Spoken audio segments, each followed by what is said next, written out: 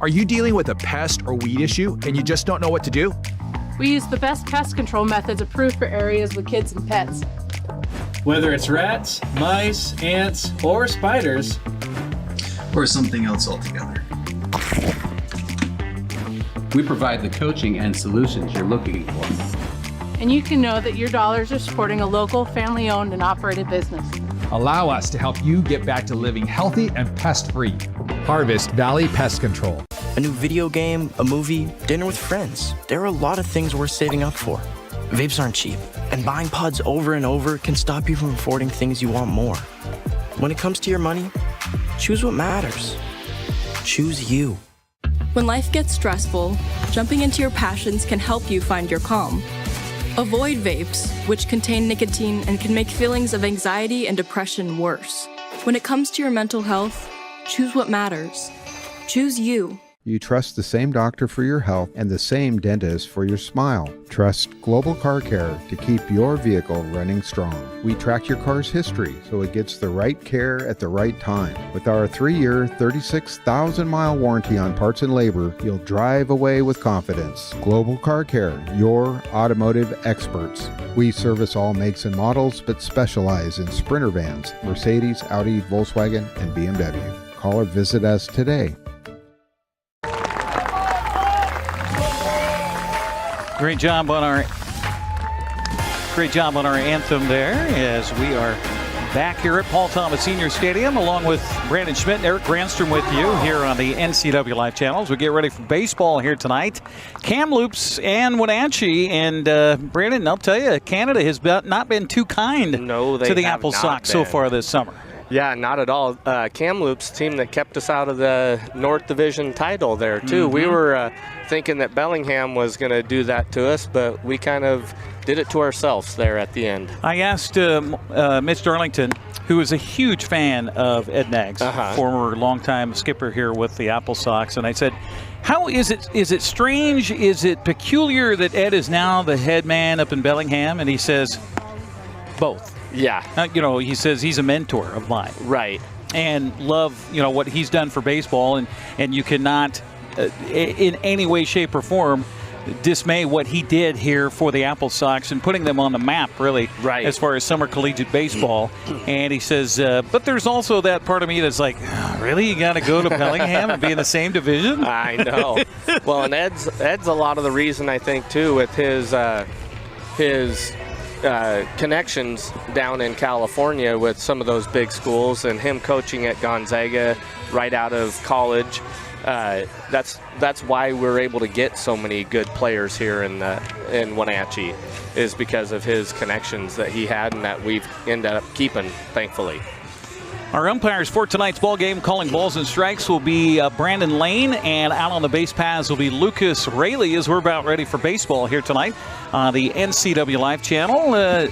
Still arriving crowd here at Paul Thomas. It is hot. It's toasty. It got up near 100 today. I know the car temperature gauge said it's way hotter than it actually is. I got in earlier. It was at 108 on mine. Yeah.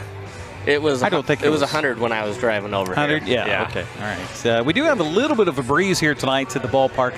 Not much as what they had earlier during batting practice. It was blowing out to right field, and I can tell you that during batting practice, Kamloops left-handed batters were going, this is going to be good. This is going to be good. Hot. And I think ball will fly pretty well. Maybe that will afford some different swing paths and get some fly ball outs tonight for the Applesox. Yes. Sox will start Mitch Haythorne. We've seen him several times here for the Applesox, and hoping he gets off to another good start here tonight for Wenatchee. Mitch Haythorne on the season for the Wenatchee Applesox. Of course, the man out of Northern Colorado University from Eaton, Colorado. 6 foot, 203 pounds sophomore. The first pitch from him is in there for a strike, and off to a good start. You always like that, Coach. I do, yeah. First pitch strikes, that's for sure. Brandon Schmidt, the coach here locally in North Central Washington, all levels, and a former pitcher himself, always about the first pitch strike.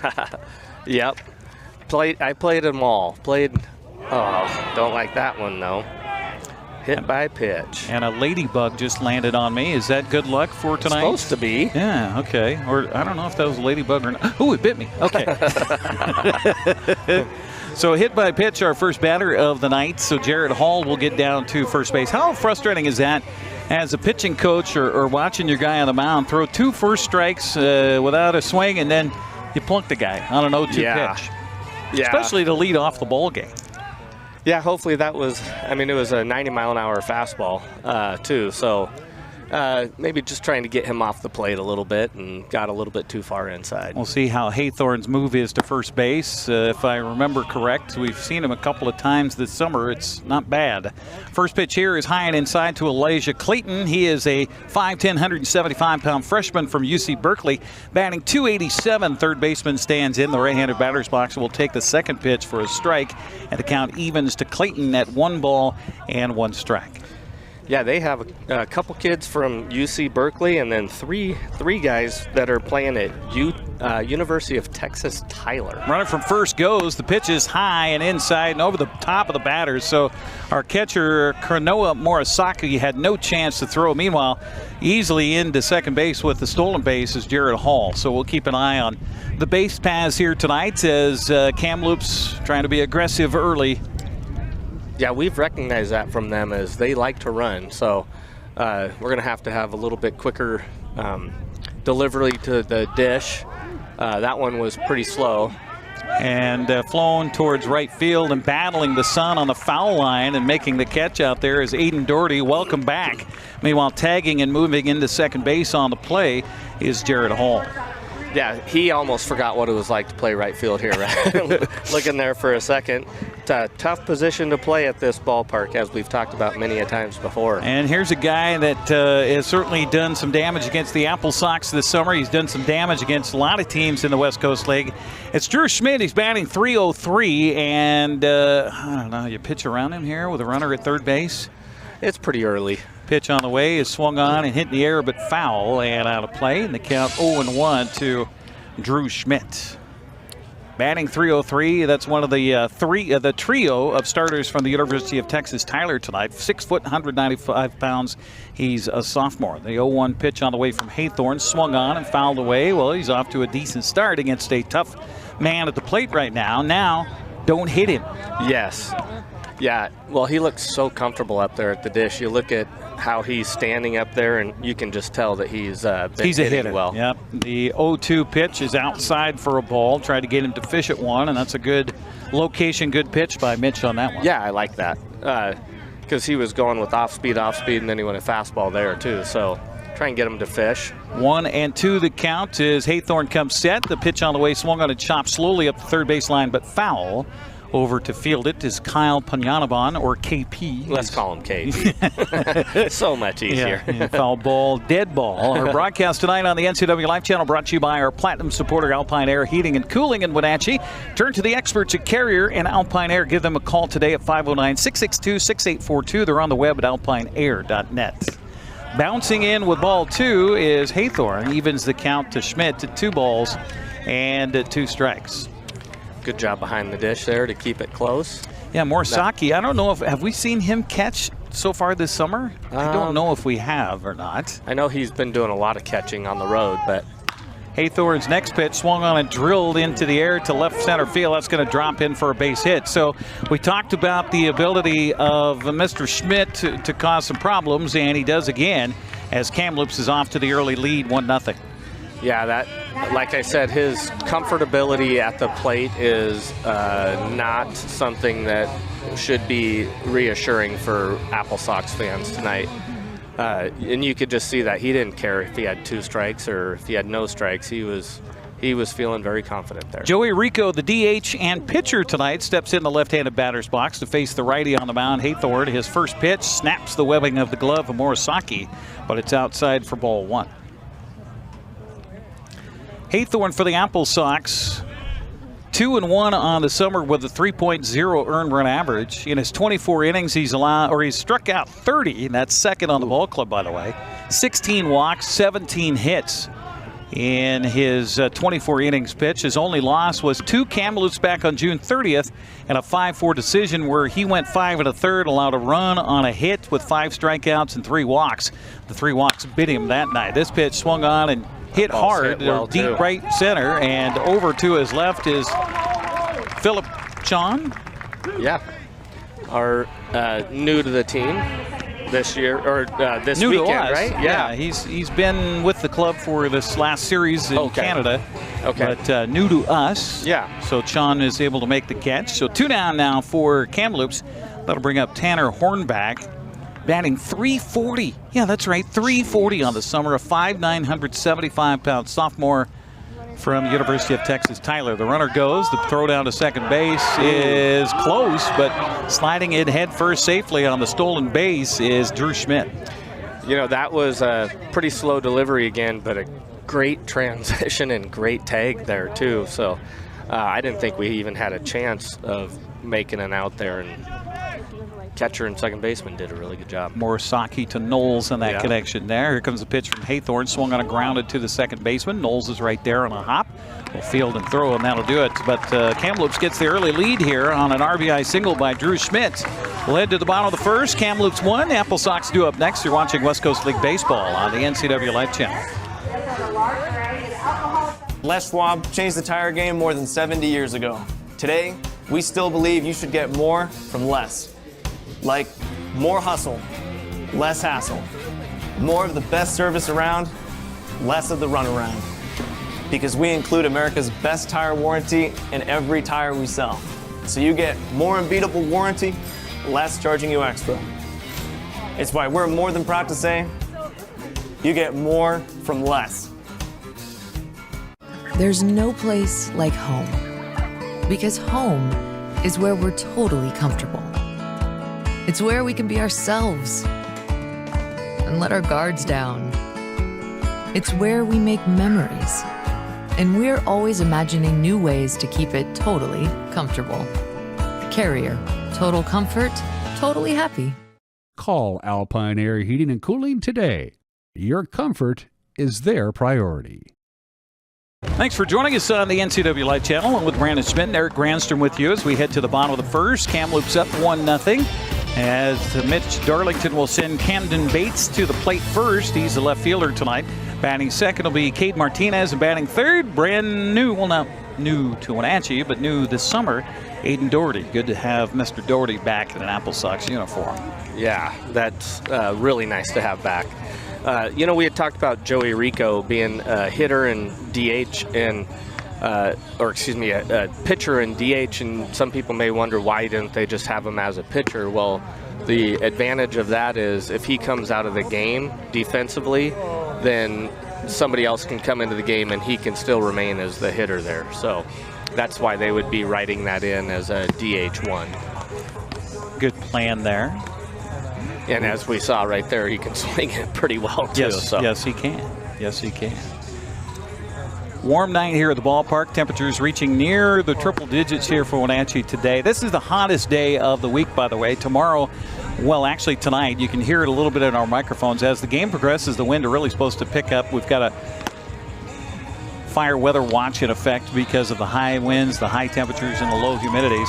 So keeping a close eye on that here tonight. And should anything happen, knock on wood it doesn't, but should it, we will keep you up to date throughout the night here on the NCWLIFE channel as well as on our Facebook streaming page. So be sure and tune in to one or the other or both or all of them if you wish. And we'll keep you up to date here on the NCWLIFE channel as we start off the bottom of the second. Camden Bates stepping up, batting .277, 5'10", 165-pound junior from Arizona State University. Been a good summer so far for Mr. Bates. First pitch to him, swung on and chopped foul.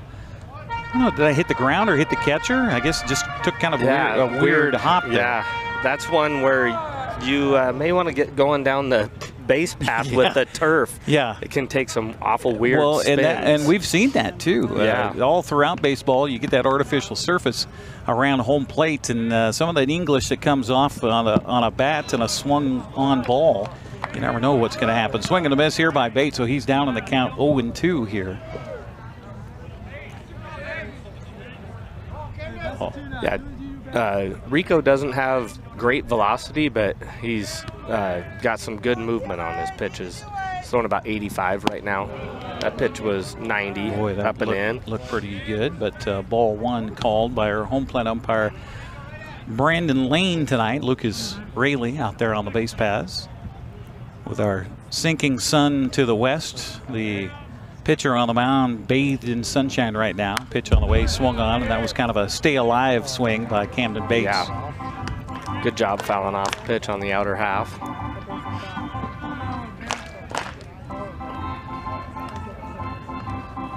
Trying to find the numbers for Joey Rico. They had a different pitcher that was slated to start tonight for Kamloops, at least on the league website, and Rico was not listed. Heads up. Look out.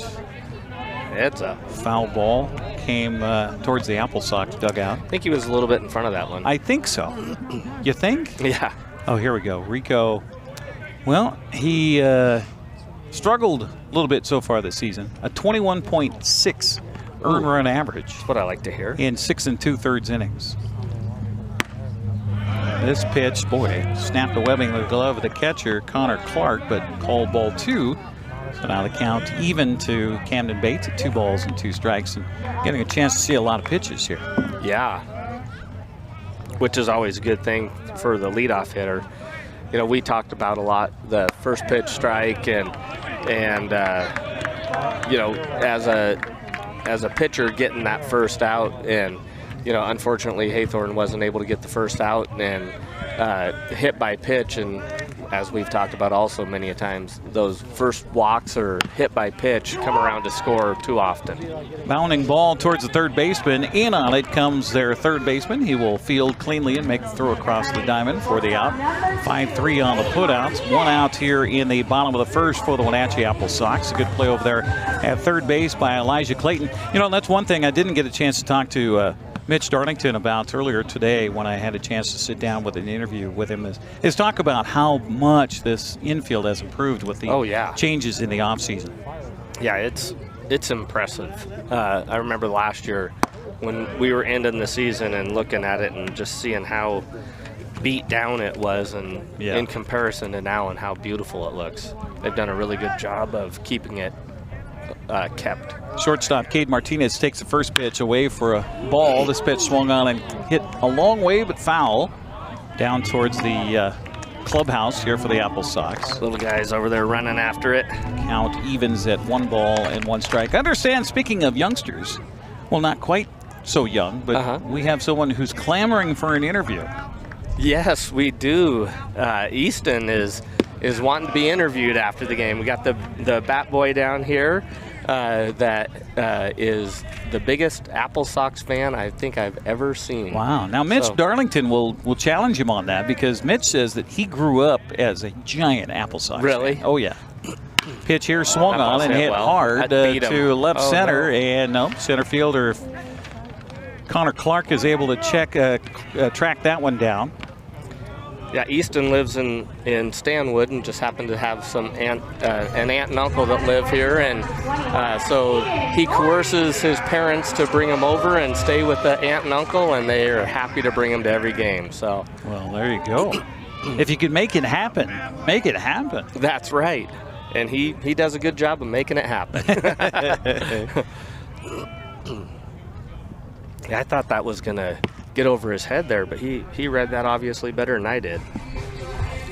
2 outs for the Applesox here in the bottom of the first, trailing at 1-0. 1-0 count now to Aiden Doherty, back in an Applesox uniform after leading the league a season ago, batting .380. He was an all-star, and he definitely was the straw that stirred the drink. This pitch swung on and chopped in front of the mound, and he's going to be in for a base hit on a swinging bunt.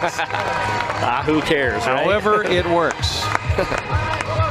And I think Aiden's going, you know, they did change things here at Paul Thomas since last year with an artificial plate, and I kind of like that soft serve right at home plate. Yeah, he plays at the University of Washington. They have the turf everywhere. Yes. So. Yeah. So he's used to those kinds of bounces, and he'll take it. Thank you. Now, also an Applesox from a summer ago, Evan Cloyd steps up. DH in the right-handed batter's box with a wide stance. The pitch to him is missing low and away for a ball. And one thing I didn't get a chance to ask Mitch Darlington about with bringing these guys into town today and trying to get some fresh blood in here and turn around a little bit of a losing streak is what they've been doing. Yeah. I mean, aside from college ball, what have these guys been up to so far this summer? Yeah, that's a very good question. Pitch swung on a grounded third foul, and the count even to Cloyd now at 1 ball and 1 strike. Well, Evan looks like he's been lifting a little bit. Yeah, he looks, I mean, he was not a slight stature last summer, but yeah, he looks even beefier. He does. Yep. Put a couple extra feet on a ball. 6'1", 210-pound senior at Cal State Bakersfield. You mentioned Doherty at the University of Washington with a lead over there at the bag at first. He'll feign a run to second and a swing and a foul back by Cloyd, right 1 and 2. Yeah, he was right on it, just missed under it. Well, we hope for the sake of the youngster who would love to be interviewed, the bat boy for the Applesox, that we actually have a postgame show. That would be we have good. yet to have a postgame show because we're always pushing 10 o'clock by the time these games finish. 1 and 2 the count to Cloyd here. The runner from first goes. The pitch is high. Throw down to second base is off the mark and in at second with a stolen base. So how about that? Aiden Doherty comes to Wenatchee. First game of the season, gets a base hit and a stolen base. Yeah, I was watching him over there. He got a little extra hop, and the pitcher didn't pick over. So he's like, I've got this hop, I'm going. And took off, and it was a good throw and still beat it. So Keegan Drinkle over there, the first baseman, as we talked about here with these sunny days, staring right into that seeking sun. This curveball misses for a ball. Evens the count to Cloyd at 2 and 2, and he kind of tapped the plate there going, I think I might have got away with one. I think so. Yes. Might have caught the top of the strike zone. Oh, they're calling it 3-2. Oh, that's right. The stolen bag was on a ball high. So full count now to Cloyd with a runner in scoring position. Wenatchee trailing 1-0 here in the bottom of the first. Pitch on the way, swung on, a fly ball. See what the wind does with this one. Center fielder is over, and Clark goes a long way before he finally tracks it down in right center for the outs, and that'll do it for Wenatchee. They got a man aboard on a base hit. They leave a man. We'll head to the second. It's 1-0 Northpaws over the Applesox. You're watching West Coast League Baseball on the NCWLIFE channel. Highlander Golf Course and Grill, located in East Wenatchee, offers terrific views and challenging play for golfers at every skill level. From the golf course to the grill, you don't need to be a member to dine in style and play golf too. Highlander's well-groomed fairways and greens keep it difficult, yet friendly for your regular rounds of golf or a new destination for you and your out-of-town friends. Contact the Highlander Pro Shop today to schedule your tee time, outing, or tournament. Open 7 days a week, where everyone is welcome to play and eat. Apple Valley Honda is bringing the future of driving to you. Introducing the all-new, all-electric Honda Prologue EV. Say goodbye to gas stations and hello to a whisper-quiet ride and zero emissions. The wait is over. Finally, a local option for a quality EV from a brand with a track record of exceptional quality and reliability. Experience the Honda Prologue EV for yourself at family-owned Apple Valley Honda. Stay close to home and visit us at Apple Valley Honda today for the life you live. Applesox Baseball brought to you in part by Abby's Pizza. For more than 50 years, Abby's has proudly served the Northwest with toppings to the edge. 100% real cheese and freshly rolled dough. Order online at abbys.com. Second inning of work here for Mitch Haythorne. Sure, Mitch would love if he goes 5, maybe 6 tonight. That would be nice. For the Applesox. Yeah. First game of the series, they always like to get your starter to kind of try to get you deep to save some of those arms. I know Summer Collegiate, they got a lot more arms than most people. Right. But still, you kind of set it up in your mind how you want to work it. You go maybe 5, 6 for your starters for 3 games, and then, mop up duty after that. Right. A couple of innings here, an inning there. Well, and we know, too, if he's going 5 or 6 innings, then we're playing well. Yeah, that's true. That's true. So it's a 1-0 game right now. Northpaws will send their number 6, 7, and 8 hitters to the dish here in the second. It'll be started by Connor Clark, the center fielder, Kalen Applefield, the catcher, and Keegan Drinkle, the first baseman. First pitch by Haythorne is hit hard to deep left field, back, going all the way back there is Camden Bates. He'll make the catch for the long, loud out for the first out. And also, we've talked about this before, Coach. You look at these guys who strike out a lot of bodies with Haythorne with 30 strikeouts coming in. Those guys are also going to throw a lot of pitches. That's nice to get one pitch, one out here to start the second. Yes, for sure. That's the same thing that Logan Gilbert has for the Mariners. He throws a lot of pitches, but a lot of strikes too. So first pitch to Kalen Applefield is in there for a strike. He's struggling as a catcher, batting 177 on the summer. Freshman from UC Berkeley back in the left-handed batter's box. Watches this one bounce by him, and the count evens at 1 ball and 1 strike. It was supposed to be Tyler Straley going for the Northpaws tonight, who he's got 2 wins on the season. He's 2-0 on the season with a 1.55 earned run average. And both those wins against the Applesox. So he's not out there so far tonight, but maybe he'll be here in the next 2 games. Yeah, let's hope he went home for the season. 2-1 pitch here is a check swing. He went around, says our home plate umpire, and he could appeal to me on that one. I saw the bat across the plate. So 2-2 the count to Applefield. It'll be followed by Keegan Drinkle here in the second. I think the only person on this side of the field that didn't think he went was the third base coach. Well, of course.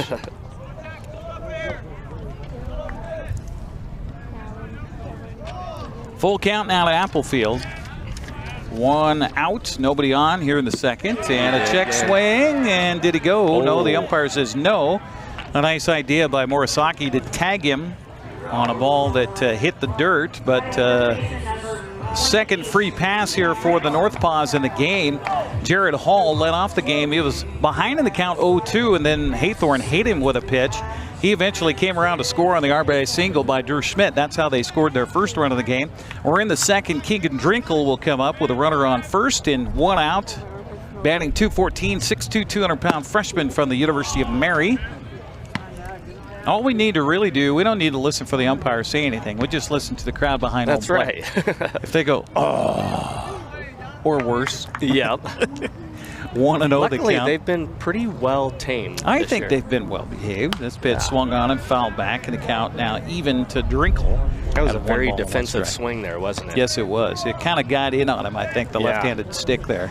And we're just about to that time where it's got to be tough for the hitters, because the pitcher will head into the shadows here pretty soon, and then he'll just emerge with that ball in the sunshine. So good luck figuring that out. 1-1 to count to Drinkle here. Runner from first with a big lead and a check swing, and they're going to appeal. Again, coach doesn't like that when they appeal to a base umpire that's out there behind the mound. Yeah, it's kind of a lose-lose situation. 2-1 count now to Drinkle. Batting .214 coming into the game here tonight. Haythorne checks a runner at first. Pitch on the way. Misses outside for ball 3.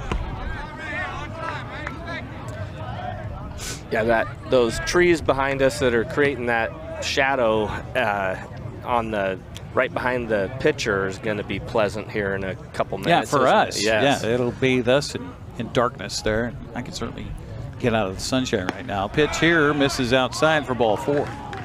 So back-to-back walks by Haythorne. We talked about him coming in. I think he only had 16 walks so far this summer, but walks a couple of guys, hit a batter. So a little Mitch conversation. now. In fact, Mitch Darlington, the head coach, coming out. He doesn't have anybody warmed up and ready to go. I think he wants to also talk about defensively what they want to do here on a possible double steal. Yeah, could be. Yeah, because he's had a slower delivery to the plate, so could be talking to him about speeding that up a little bit. But they haven't ran yet this inning. But you know, could be just. Well, they got 2 stolen bases back in the first. In the first, yeah, but not this inning. Yeah. Right. By the way, Mitch Haythorne is one of 3 Wenatchee pitchers that have been selected to the All-Star team for the North Division of the West Coast League. Joe Thornton joins him along with Carson Bozel. So congratulations to the trio. And one position player, shortstop Cade Martinez, is also an All-Star. Squaring to bunt here, or at least feigning to bunt, is Cade Polkowski. He'll take, but that is strike 1. Yes. Polkowski batting .259, 5'10", 195-pound freshman from Wisconsin, Milwaukee. 0-1 pitch swung on and hit hard, but right at the center fielder. Double play opportunity, and they got him. Bang bang, you're out. Philip Shawn, nice job on the line drive out to center field. It'll relay to the shortstop, and that double play will end the inning for the Northpaws. We'll head to the bottom of the second, 1-0. Kamloops on top of Wenatchee. You're watching West Coast League Baseball on the NCWLIFE channel. The agents of Kennedy Real Estate Group are committed to providing the ideal client experience. We believe in the power of relationships. Why? Because we don't just work here, we live here. From the nonprofits we serve, the parks where we play, and the local businesses we support, our team understands the value of living in the Wenatchee Valley. Let's begin your real estate story. For over 35 years, the Sangster family has been not only representing GMC, but the entire community. As one of the few family-owned dealerships in Washington, you can count on our personal integrity, which has spanned over 3 generations, to ensure your satisfaction. Sangster Motors stands behind everything we sell, from GMC professional-grade products and service from a professional-grade dealership. Remember, caring about your family is what brings you back to ours. Applesox Baseball brought to you in part by Apple Valley Honda. Test drive a new Honda today at Apple Valley Honda in East Wenatchee. They're committed to preserving the environment, not only with fuel-efficient vehicles, but also other eco-friendly actions and alternatives. Find out more at Apple Valley Honda in East Wenatchee. Along with Brandon Schmidt and Eric Granstrom with you here. Summer collegiate baseball at its finest. You know, I'd put the West Coast League against, of course, I've never seen Cape Cod League or anything like that. But as far as the entertainment value and as far as the competition level and everything else, I don't know how you get better. No, it's beautiful over here too, right? Yes. You get to the East Coast and it's hot, and muggy, humid, and so. The Mariner game got postponed for a little while bit due to rain today, but they were talking about how hot and sweaty it was in New York. Yeah, I wish it would have been delayed a little bit longer. We're down 10-3 right now in the top of 8. Oh, ouch. So, what happened there? Ian Segdahl, guy that played baseball for me and then went on to play at WSU and then played quite a while in the minor leagues. He played in the Cape Cod League, and he talked about how that was a pitcher-based league, and so if you're going to come out of that league, your batting average probably isn't going to look real good, which was interesting. Beats up the shortstop. He'll rise and follow, though, and nice play by Drew Schmidt. Well, he's made the play offensively with an RBI single, and now defensively in a line drive that got to him quicker than he was ready for, but stayed with it and is able to make the throw for the out. Yeah, that ball was hit hard. So Kyle Ponyaban erased on the 6-3 putouts, and that'll bring up Ethan Thomas, first baseman, batting .288 on the summer.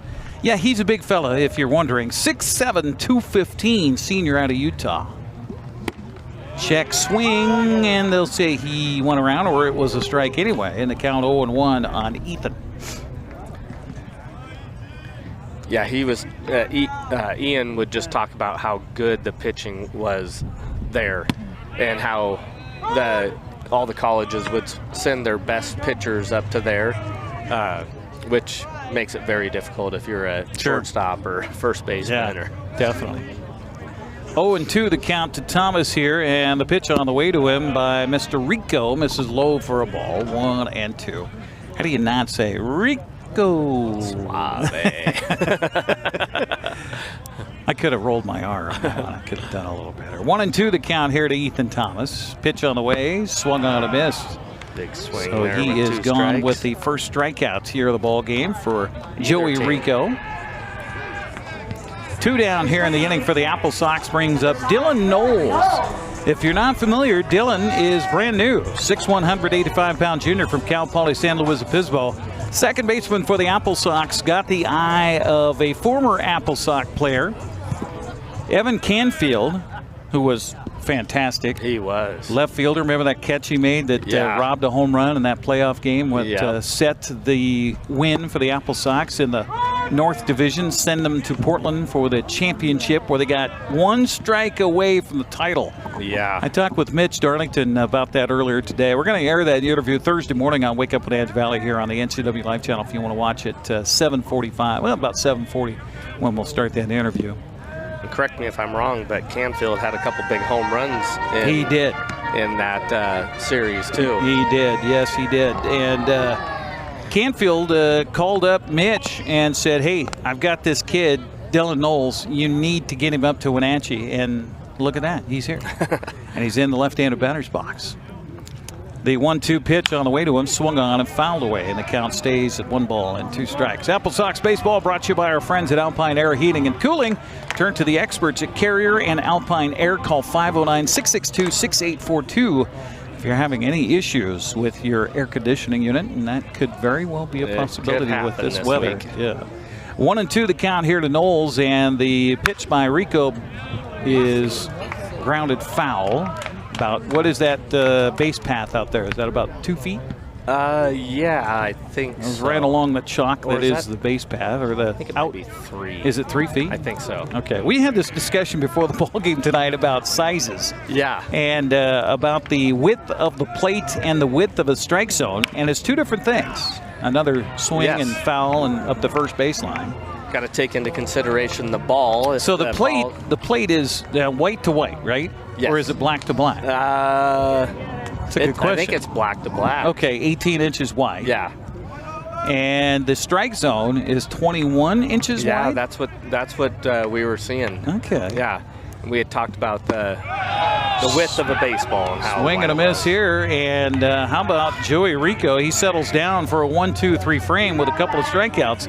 We'll head to the 3rd inning. Kamloops 1, Wenatchee nothing. It's West Coast League Baseball on the NCWLIFE channel. Tacos Chava has something new.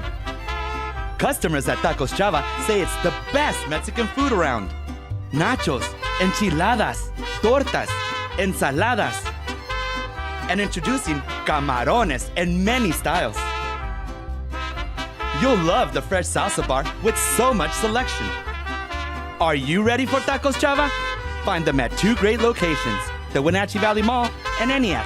Tacos Chava, tan delicioso. At Kennedy Group, we understand that buying and selling is more than a transaction, and it's more than just a house. This is where you will gather with friends and family, and where a lifetime of memories will be made. But buying a home is more than memories. Oftentimes, it's your biggest financial decision. The agents at Kennedy Group understand this and provide real estate advice based on your goals and dreams. Call us today, and let's find your happy place. Kamloops will send their number 9, 1, and 2 hitters to the plate here in the 3rd, and a 1-0 lead for the Northpaws over the Applesox. It'll be Cade Polkowski, Jared Hall, and Elijah Clayton. And in that last half inning in the break, they fired up the barbecue and threw some burgers on, and it smells pretty good. Yeah. It smells really good. Yeah, you had your lucky hot dog. I did. I didn't think I was going to have time. And then by the way, I need to thank the Skeltons over here. I saw them in the stands, and we're longtime friends. Troy and I used to officiate football in the Chelan County Football Officials Association. I went up to him and I said, can you do me a big favor? There's a line over there. We got to go on the air in 5 minutes, and I haven't had my lucky hot dog yet. Yeah. So I gave her some money, and they went to the concession stand and got me my hot dog, got a soda for me. So nice. We're set.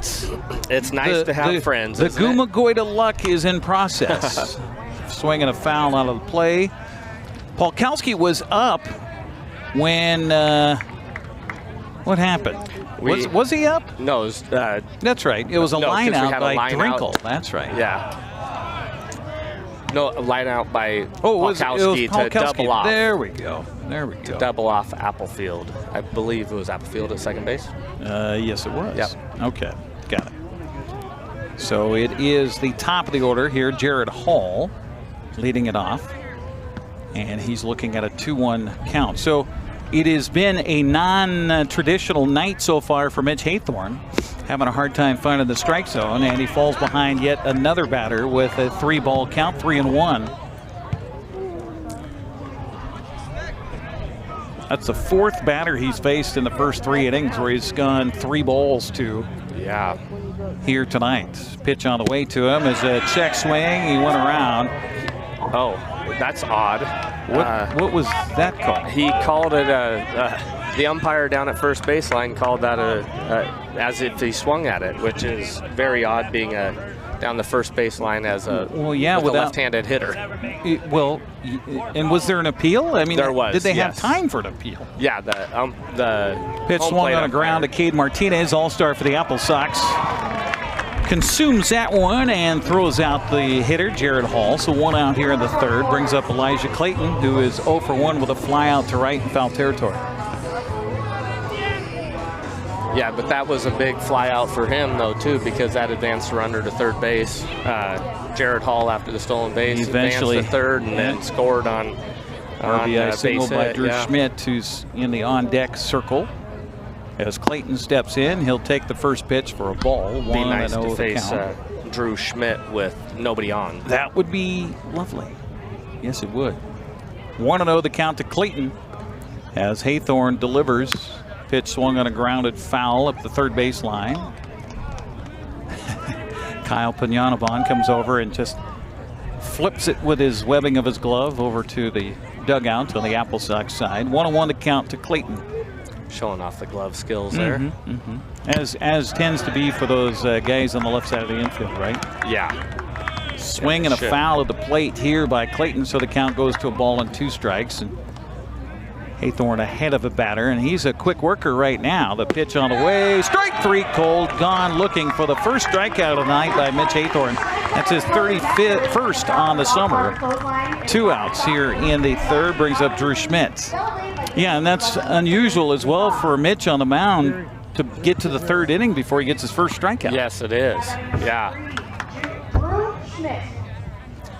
So your wish is your command here, there, Coach. Yes. Schmidt comes up with nobody on the base paths, and he'll take the first pitch low for a ball. 1-0 the count. But you're right. I mean, just looking at this big sophomore from the University of Texas, Tyler, he just looks so confident in there and so calm in the batter's box. He reminds me of, I always loved watching this. It was Moises Alou and then Gary Sheffield.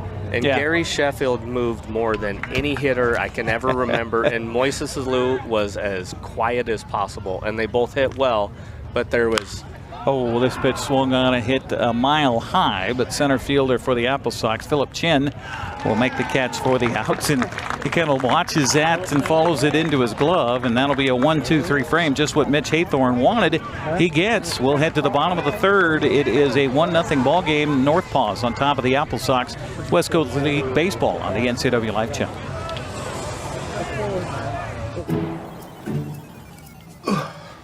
Hey, man. How's your arm?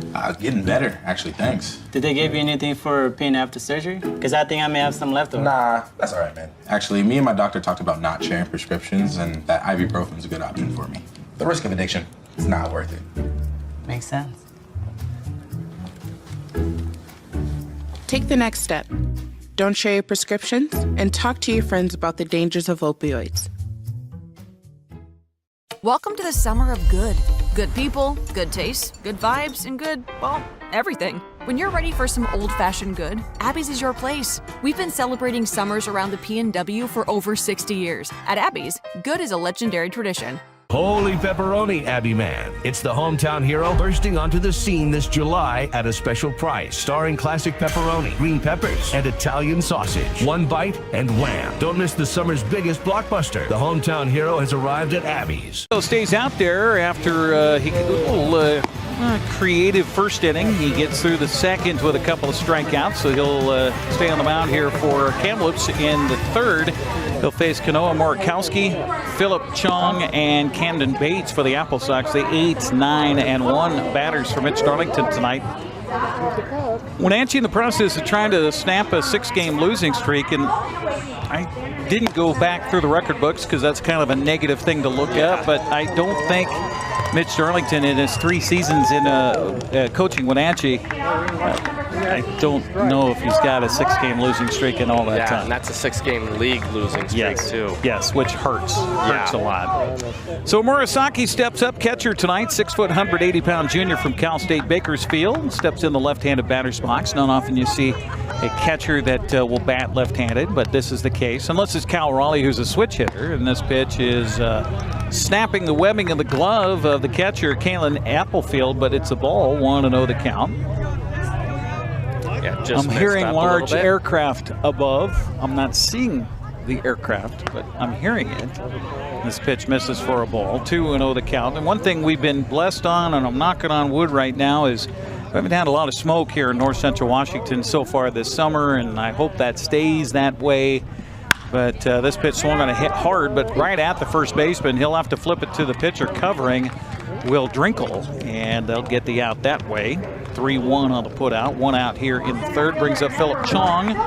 Philip has struggled so far, and he'll be the first to admit that at the plate, batting just 77. That's 0.77. 5'10", 175-pound freshman from Stanford steps in the right-handed batter's box. But, you know, we've been here where guys have struggled or they're making their debut at the plate, and then they have a good night with the cameras on. That's right. Let's hope that's the case here. Swing and a miss by Chong on that one, and he was way out in front. He was way out in front of that pitch from Joey Rico. Back in the right-handed batter's box.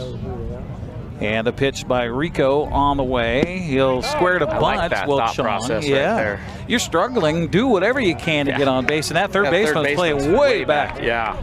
0-2 the count as the umpire says, yep, that was strike 2. So 0-2 the count to Chong here with Camden Bates on deck. Applesox trail at 1-0. Pitch swung on a grounded foul. Ouch. Off the inside of the ankle area of Chong. Even with the padding that he has there, always tends to find another spot. It's amazing how that, well, it's a round ball on a round bat. So the angle of which is going to be odd always. And but how you can be swinging at a ball that's across the plate and somehow it finds the inside of your ankle ball. Yeah. Yeah. 0-2 the count here.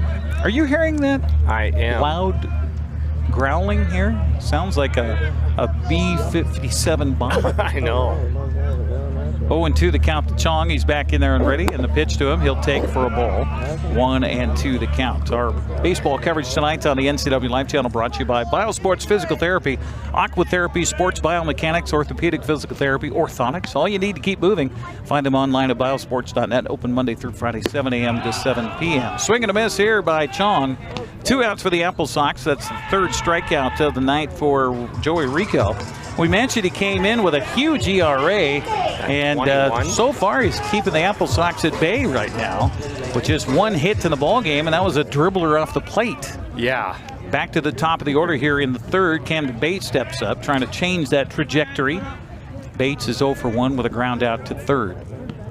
That being said, Kyle Panyanaban, he hit a ball real hard. So we've had a couple balls that have been hit pretty well. So those will end up starting to fall here pretty soon. I like that positive attitude, Coach. Yeah. 1-0 count here to Bates as he took the first pitch. Here's the second one on the way by Rico. Swing and ball in the dirt inside. He was nowhere close to it and comes out of the box, shaking his head. I think he was guessing on that pitch rather than seeing it and hitting it. I think so too, yeah. Tough down. The pitcher's in the shadows on the mound right now, so that ball just emerges into this bright sunshine here at Paul Thomas Senior Stadium after the pitcher lets it go. The 1-1 delivery by Rico on the way, swung on a chop foul up the third baseline. Mitch Darlington, coach. EC. 1-2 the count. So I had kind of a funny here last week while I was on vacation. The wife and I started the vacation up at Lake Roosevelt and Cooley Dam. We stayed with some friends, the Herods, Richie and Vicky. Hello, if you're watching or listening. This pitch swung on a foul away. And on the way, we were talking about Applesox baseball. They're big Applesox fans. And their son grew up with Mitch Darlington. Oh, really? Yeah, Mitch it was the Leavenworth product, so grew up in Leavenworth. And the Herods are from Leavenworth. And Mitch took many a road trip with the Herods. Swing and a miss here. And I'll have to get to the rest of the story, as Paul Harvey used to say, coming up as we go to the fourth inning of play. 1-0, Northpaws on top. We're back with more next here on the NCWLIFE channel.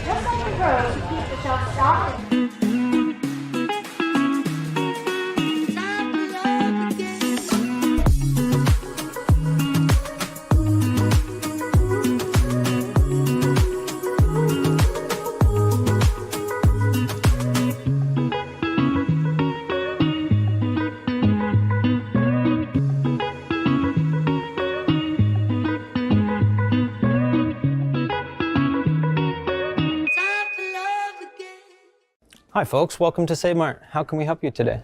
We're looking for a recliner. Okay, right this way. Go ahead and move this chase on the other side. We can just Great, I want that one. I like that one. That's a great choice. And I want this one as well. Okay. And I definitely want this one. You'll find it at Save Mart. Full service at a low, low price.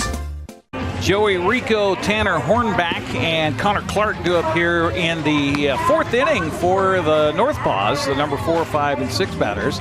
Our broadcast tonight brought to you in part by Coldwell Banker Cascade Real Estate. For all your real estate needs in Central Washington, call 509-888-8887. That's 509-888-8887 for Coldwell Banker Cascade Real Estate.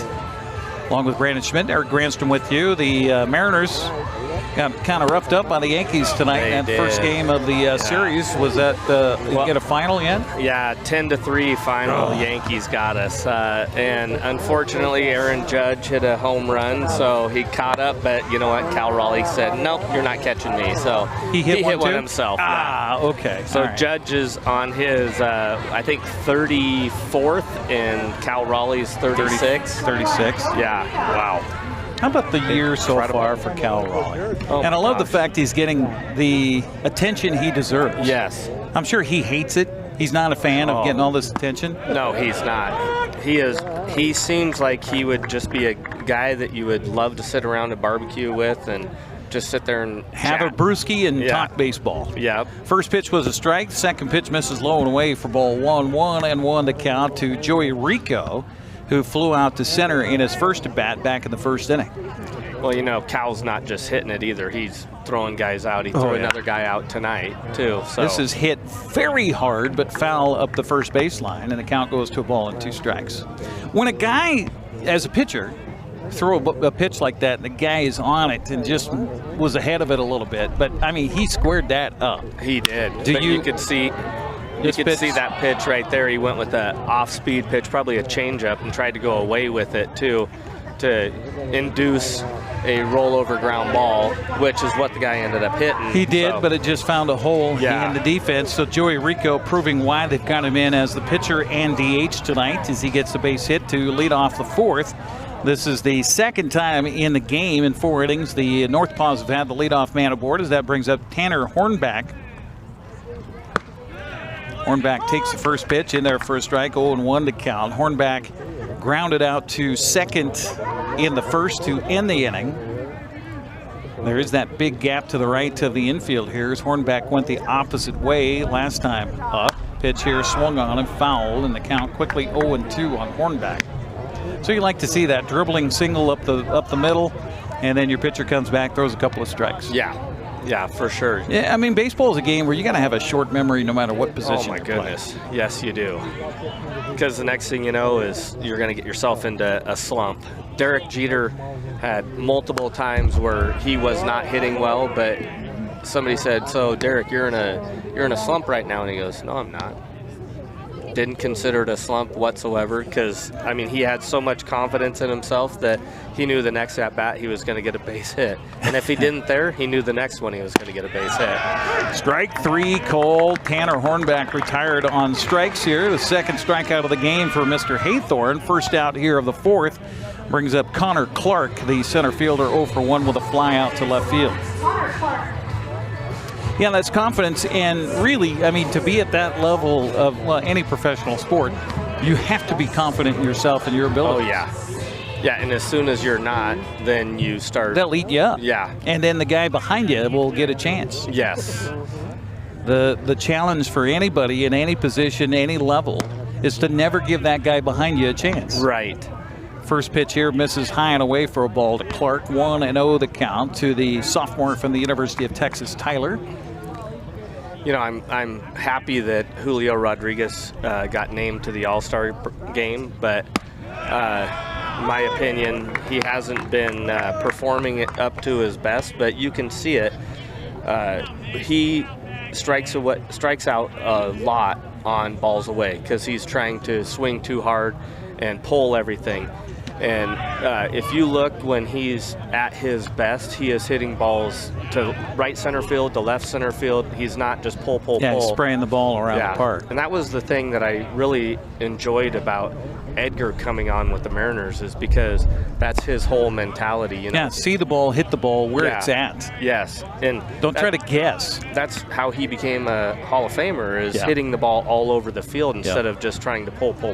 Right. But people get paid to hit home runs, I guess. But 2-1 to count here, and the pitch is a little inside for a ball. 3-1 to Connor Clark.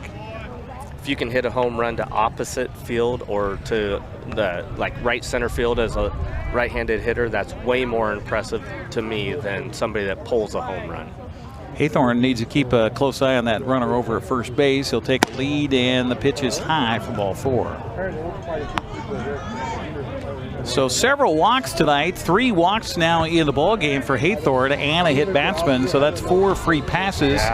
Don't see anybody warming up behind him just yet. With 2 aboard for Kamloops, we'll bring up Kalen Applefield. Catcher walked in his first plate appearance back in the second. So Haythorne, a little sticky situation here in the 4th in a 1-0 ball game. Applesox want to keep it right here. This pitch swung on and chopped into the dugout on the first base side. Count 0-1 to Applefield. There's a lot of them over there in that dugout, isn't there? Yes, there are. And then there's even more down the first baseline and call it a bullpen. Yeah, there's about 8 that is down in the bullpen. The rest of the pitching staff is in the dugouts. And double play chance here. They'll go to second for 1. The relay to first is in time. They got him. Pitcher's best friend double played in the frame, and 1 man left on. We'll head to the bottom of the 4th inning. 1-0 Northpaws over Wenatchee. Applesox coming up next on the NCWLIFE channel. Hey, welcome back to Save Mart. What can we help you find today? We're looking for a mattress. Oh, right this way. We got a large selection. We have this pillow top here. Oh, comfortable. We have more to choose from down here. Oh. I think I have the perfect one over here for you. I guess we'll take this one. You'll find it at Save Mart. Full service at a low price. NCWLIFE channel is your local TV station. We believe in being the spotlight and mirror to the communities we serve in North Central Washington. Programming on NCWLIFE would not be possible without our sponsors. Special thanks to our platinum sponsor, Alpine Air. Turn to the experts at Carrier and Alpine Air. Coverage of Applesox baseball on the NCWLIFE channel brought to you in part by Global Car Care. Your vehicle is their #1 priority. Diesels and European cars are their specialty. Pickup and drop off available too. Stop by their website, globalcarcare.net. Here we go to the bottom of the 4th. It'll be Cade Martinez, Aiden Doherty, and Evan Cloyd due up. The 2, 3, 4 hitters for Mitch Darlington.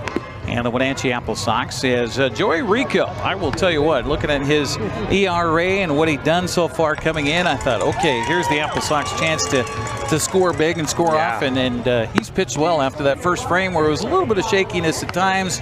But since then, he has just moved right through the lineup. Yeah, he's doing a tremendous job of pitching. And like you said, he's doing a tremendous job of hitting tonight, too. So he's something that makes a coach extremely happy, you know, kind of like Joe Thornton, where he's been DHing for us and pitching as well. So it's kind of nice to have a guy like that. Yeah, multifaceted individual for sure. Cade Martinez is 0 for 1 with a line out to center back in the first. He'll lead it off here for the Applesox in the right-handed batter's box. Appreciate you joining us tonight on the NCWLIFE channel. We're live on LocalTel Channel 12, on Charter Spectrum, if you will, Channel 19. Streaming on our Facebook page, our website. I think we're on YouTube as well. We're all over the place, Brandon. Yeah. Are we famous? First YouTube pitch? famous? No. No. Okay. You got to get a lot of clicks for that. 1-0 the count to Martinez people. here. Swing and a miss here, and Martinez way out in front. And I'll tell you, Rico has fooled us quite a bit tonight. Yeah, very much so. Yeah, they've got somebody warming up down there in the bullpen right now. Okay. 1-1 the count here, and the pitch on the way to Martinez is off speed in there for a strike, and the count to ball and 2 strikes. That was slow. That was slow. 86, 73. 85? Oh, 73. Yeah. Even slower than I thought. He's maxing out at 86. Oh, okay. So all right. He threw one 90-mile-an-hour fastball that was way up and in. So curveball here misses outside for ball 2. 2-2 the count. I don't know. I don't hear the term curveball anymore in Major League Baseball. Nobody says it's a curveball. Sweeper. No, I'm going to call it a curveball. I'm old school. A swing and a miss here on good pitch. And gone swinging is Martinez. And that, by the way, is 8 retired in a row by Joey Rico. I can't see from here the spin of the ball, but he's that's only 1,000 RPMs. We've talked about that before. So 1,000 RPMs, that's not spinning very much. So I don't know if he's trying to throw a knuckleball there, yeah, or a split finger. Could be. That's tumbling. The old Fang. Yeah. Back in the day from the Mariners. Yep. Aiden Doherty steps up. He has the only hit to the night for the Applesox. He'll take strike 1. 0-1 the count to Aiden. Senior from the University of Washington, as I mentioned, hit .380 for the Applesox last summer.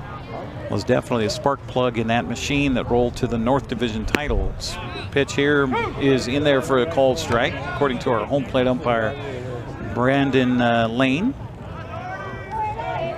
And the count quickly 0-2 on Doherty. So now it's defend time, and the pitch to him bounces in for a ball. 1-2 the count. We're seeing this inning anyway, a lot more bending stuff from Joey Rico. Yeah.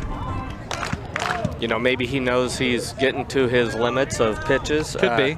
He's at 53 is what I have him at right now, which is not real high, but for a guy that doesn't throw a lot, you said he's thrown 6 innings this year, so. Yeah, 6 2/3 coming into tonight, and a swing and a miss here, and another strikeout. That's strikeout number 6. And there was that same pitch, 975 for the RPM, so it's got to be. Or maybe a knuckle curve or something like that. Yeah. 2 outs here in the 4th inning brings up Evan Cloyd. Evan flew out to center back in the 1st. So Evan back in a Applesox uniform for the first time this summer. And the pitch to him swung on and missed. He was out in front of that one. Another off-speed pitch. Yeah. Well, and Rico struck out 6 of the last 7 guys, too, right now. Jeez. Well, that's impressive. Yeah. 0-1 pitch on the way, bounces in for a ball. It would behoove the Applesox to take a couple of more pitches. It kind of would, but I think we're going to see a lefty coming out of the bullpen here in the next inning or so. The 1-1 pitch on the way. Strike call again. 72-mile-an-hour curveball on that. Yeah, this is the one time I'd love to be behind home plate to see the spin on that ball, or if there's a spin on the ball. The 1-2 wind and delivery by Joey Rico swung on, and that was clear up in the face of the hitter. He'll ground it to short. Throw over to first base is in time for the outs. Decent play there by Drew Schmidt again, and that is another 3 in a row retired. That's 10 in a row retired by Joey Rico. So he gets a big hand from his teammates over in the first base dugout. We'll take a break, come back, heading to the 5th. 1-0 Northpaws. You're listening and watching Applesox baseball on the NCWLIFE channel. Get a great deal on making the most of every property. The Kubota commercial landscape lineup is built to do more. From the RTVX utility vehicle to the Z700 mower to the SVL track loader. When your reputation is on the line, you need equipment that doesn't let you down. Right now, bring home select Kubota equipment for 0 down, 0% APR for 48 months, or save up to $4,000. Are you dealing with a pest or weed issue and you just don't know what to do? We use the best pest control methods approved for areas with kids and pets.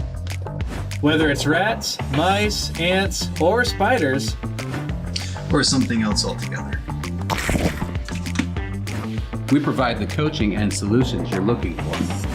And you can know that your dollars are supporting a local, family-owned and operated business.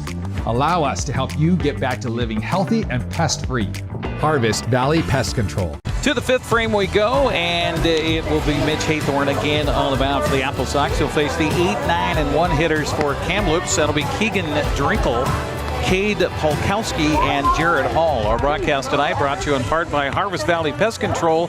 Living healthy, local, and pest-free, you can rest assured Harvest Valley Pest Control uses kid and pet-safe material around your home or office. Call Harvest Valley Pest Control today for a free estimate of 509-423-2207. That's 509-423-2207. Along with Brandon Schmidt and Eric Grandstrom with you here on a gorgeous Tuesday night in the Wenatchee Valley.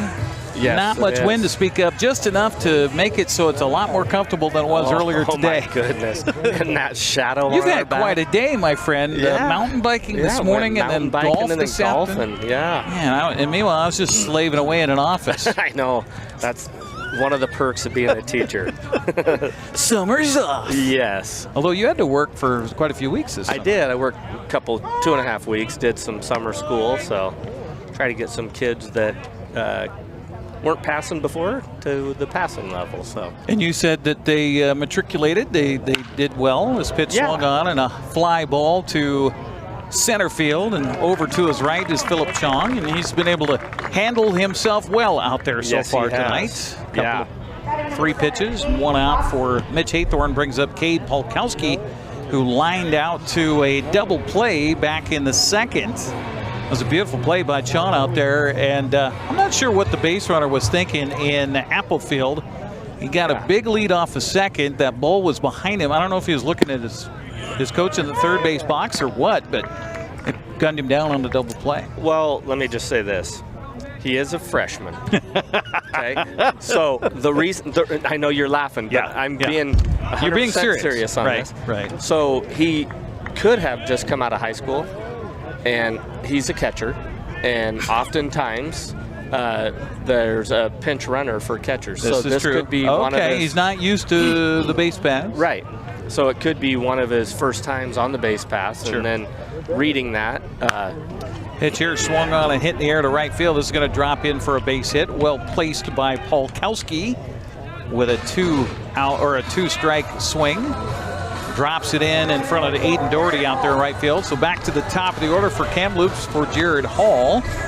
That hit is the 3rd of the ball game for the Northpaws. If you're just joining us, Kamloops got the leadoff man aboard in the top of the first inning on a hit batter. He stole second base, moved to third on a fly out to right field, and then scored on an RBI single by Drew Schmidt. The first pitch here to Jared Hall is in there for a strike. Yeah, that was an 0-2 pitch, too, like we talked about. Yeah. Jared Hall is the man who scored the only run of the ball game so far. And he'll take this pitch a little bit high for a ball. 1-1 to count to Hall. I was talking about the story about the Harrods and traveling with Mitch Darlington. I forgot to finish that story. So the Harrods told me to be sure. Now, for anybody who's lived here in north central Washington, you may have heard of Big Wally's. That's a little gas station in Coulee City. They have a great tackle shop there. And back in the day, they had great food. Really? Good burgers. Good burgers. It's in their new ownership now. Not so good anymore. But toss to the bag at first. Let me check. I'm checking. No, they're not a sponsor. They're not a sponsor. Okay. No.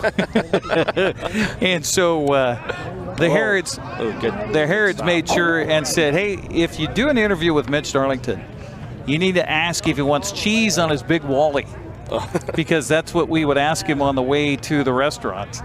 And that was a big joke because, they're teenagers or preteens and, cheese on my Big Wally. And now throw to second to relay to first, not in time. The Applesox do get the lead man on that ground ball by Jared Hall. So he's aboard on the fielder's choice, 3-6 on the putout. 2 outs in the inning brings up Elijah Clayton. So I asked him about that to start the interview today. Again, that'll run Thursday morning on Wake Up Wenatchee Valley. I said, hey, Mitch, I have some folks that said they knew you as a youngster, and they wanted me to be sure to ask you if you wanted cheese on your Big Wally. The look on his face, he just started smiling and laughing. He goes, I said, any idea who that might be? And he goes, well, Dick Schmitten. I said, nope, not Dick. He goes, the Harrods. Had to be the Harrods. Yep. And I said, yep, absolutely. That's funny. Elijah Clayton takes the first pitch for a ball back in the right-handed batter's box, and Mitch Haythorne's pitch to him swung on and hit in the air. That's going to be a tough play, and who's going to get it? Second baseman going out into shallow center is Dylan Knowles, and he'll turn around and make the catch for the out. So that'll do it for the Northpaws here in the fifth. To the bottom of the fifth we go. It's 1-0. Kamloops on top of Wenatchee. It's West Coast League Baseball on the NCWLIFE channel.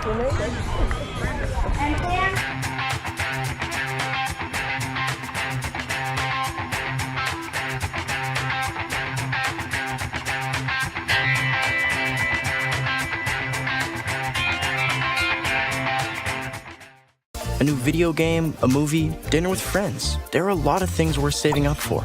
Vapes aren't cheap, and buying pods over and over can stop you from affording things you want more. When it comes to your money, choose what matters. Choose you. When life gets stressful, jumping into your passions can help you find your calm. Avoid vapes, which contain nicotine and can make feelings of anxiety and depression worse. When it comes to your mental health, choose what matters. Choose you. You trust the same doctor for your health and the same dentist for your smile. Trust Global Car Care to keep your vehicle running strong. We track your car's history so it gets the right care at the right time. With our 3-year, 36,000-mile warranty on parts and labor, you'll drive away with confidence. Global Car Care, your automotive experts. We service all makes and models, but specialize in Sprinter vans, Mercedes, Audi, Volkswagen, and BMW. Call or visit us today.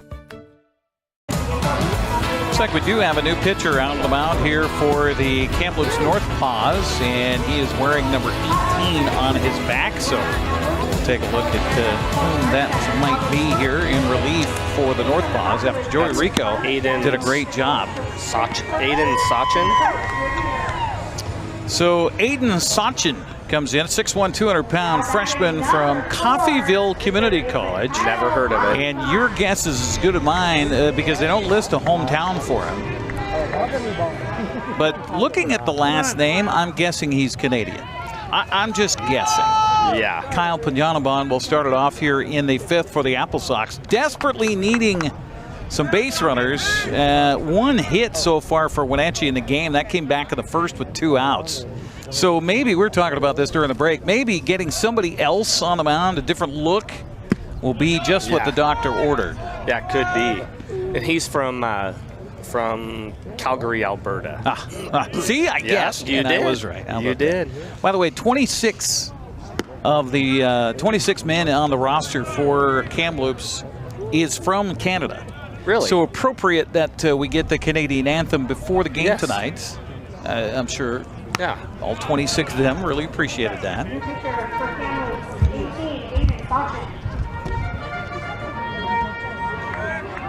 Yeah, Coffeyville Community College. That's a new one. Yep. That's a new one. I don't know if I've ever heard of Mary College either. I've heard of William and Mary. Yes. But I hadn't heard of Mary. No. This pitch is low for a ball.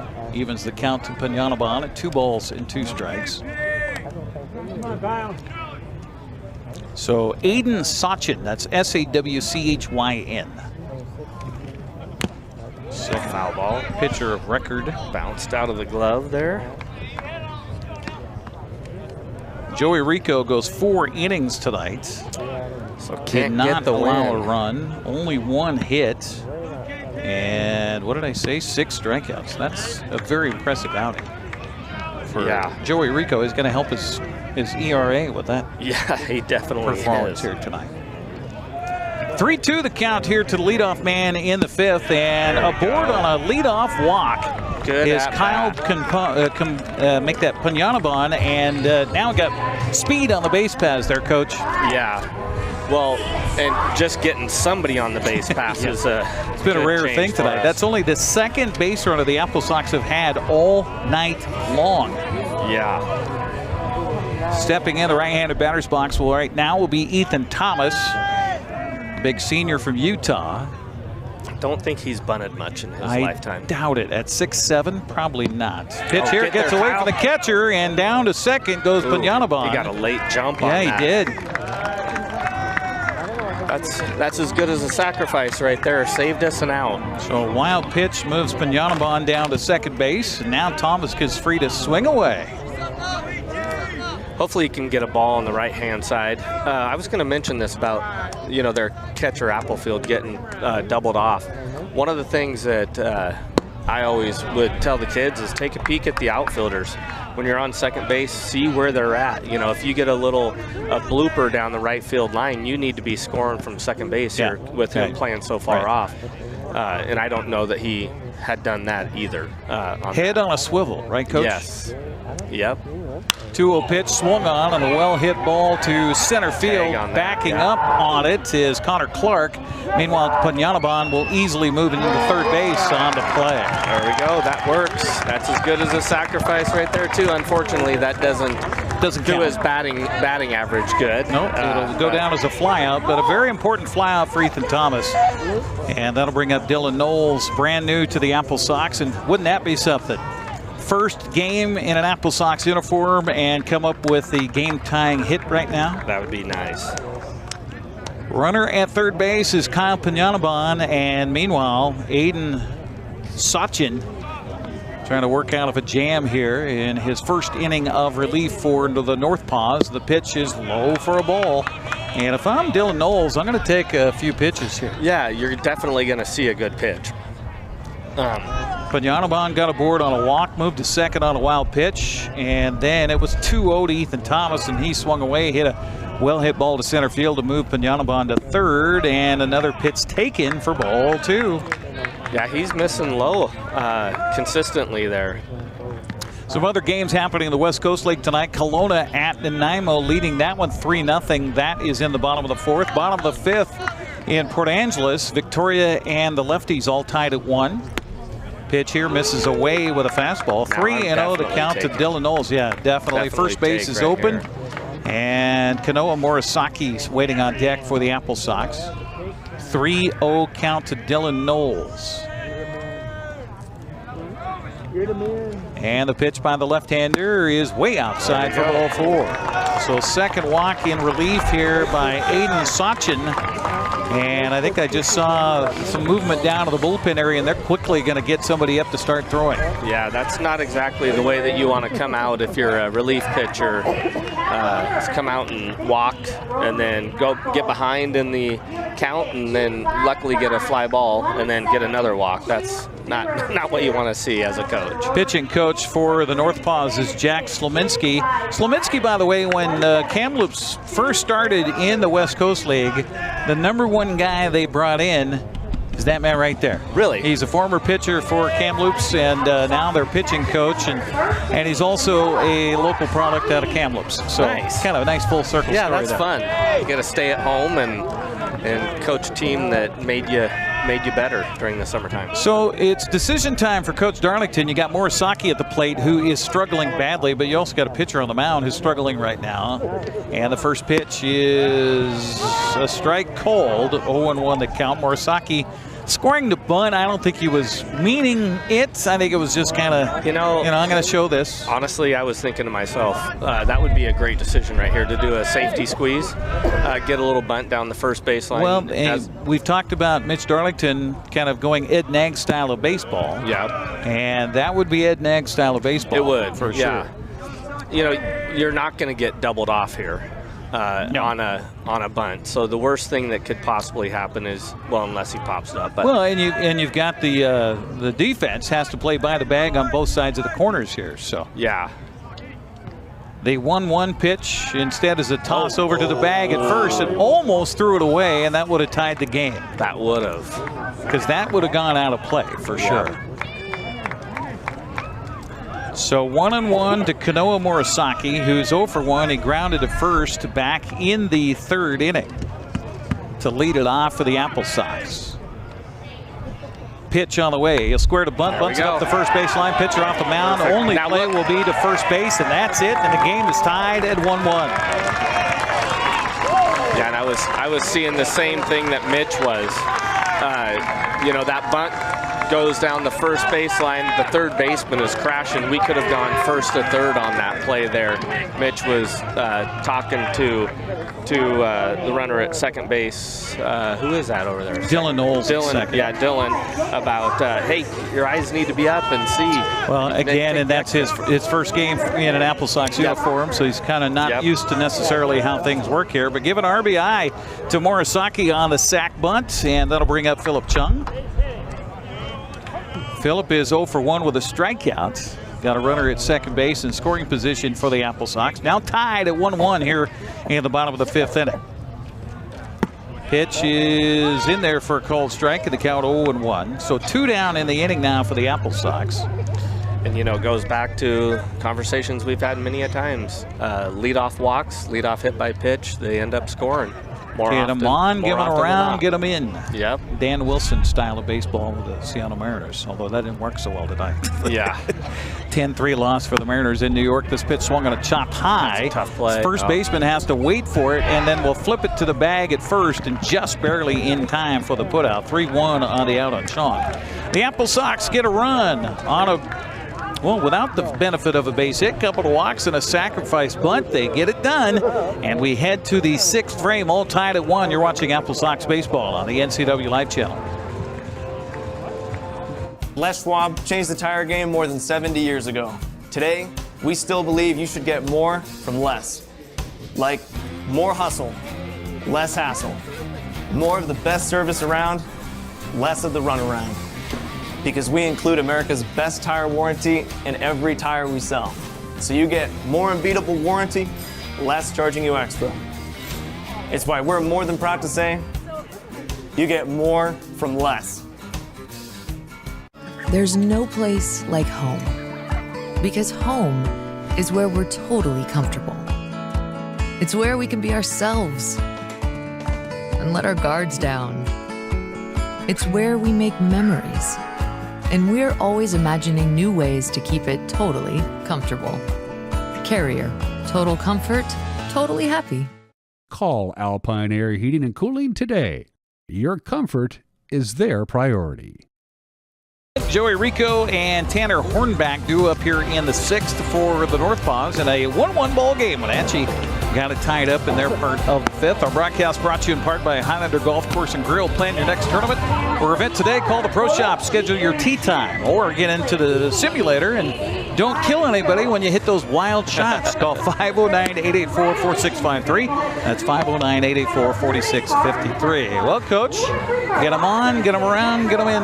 Yes. So the Applesox were able to do there. That was nice, yeah. And now we've got to make sure we do a good job of going after Schmidt here, which is nice to see that there's nobody on base for him because he's been, like you've talked about, he's been an Applesox killer the last couple games that we played him. Schmidt is 1 for 2 on the night with an RBI single. That came back in the 1st inning. That's when Kamloops scored their first run and have been shut out since by Mitch Haythorne, who's settled into a kind of a nice little groove here for the Applesox. He did give up a base hit in the 5th, but it did not hurt as the Applesox were able to get the next 2 outs. Yeah, this has been a great pitching performance by both teams tonight. Pitch swung on a grounded to the left side, backhanding the ball. The shortstop, Cade Martinez, had to pull the first baseman off the bag on the toss across. That is a very tough play. He did all he could, leaping in the air, spinning and throwing, and yeah, that's is that a base hit? Oh, 100%. Okay. 100%. Well, I don't know. Sometimes with you, Coach, you know, you're such a pitcher's friend. So Joey Rico, who stays in as a designated hitter, and you talked about that, the advantage of putting in your DH/pitcher. Yeah. If he's pulled out, you can stay in as the DH, and that's exactly what's happening here for the Northpaws. Yeah, and I haven't really paid attention to that ever with Shohei Ohtani, if he does the same thing, but I would assume that he does. Yeah, that's a good point. Good news for Cal Raleigh is that Shohei will not participate in the Home Run Derby. Aaron Judge will not participate in the Home Run Derby. Pete Alonso will not participate in the Home Run Derby. So maybe that video, I don't know if you saw that today, the video that Cal's family released as Mitch Darlington's coming out on the mound to talk to Mitch Haythorne. We do have a left-hander warming up down at the bullpen for the Applesox. I haven't seen a motion for Mitch yet, but yes, he does make the motion, so that'll be it here for Mitch Haythorne. We'll take a break, come back, talk more about the Home Run Derby and about this game. We're all tied at 1. You're watching West Coast League Baseball on the NCWLIFE channel.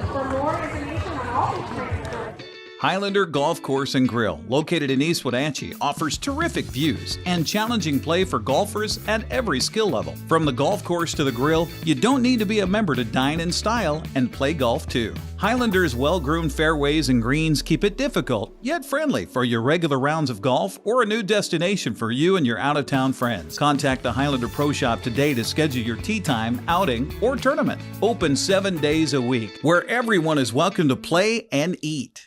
Apple Valley Honda is bringing the future of driving to you. Introducing the all-new, all-electric Honda Prologue EV.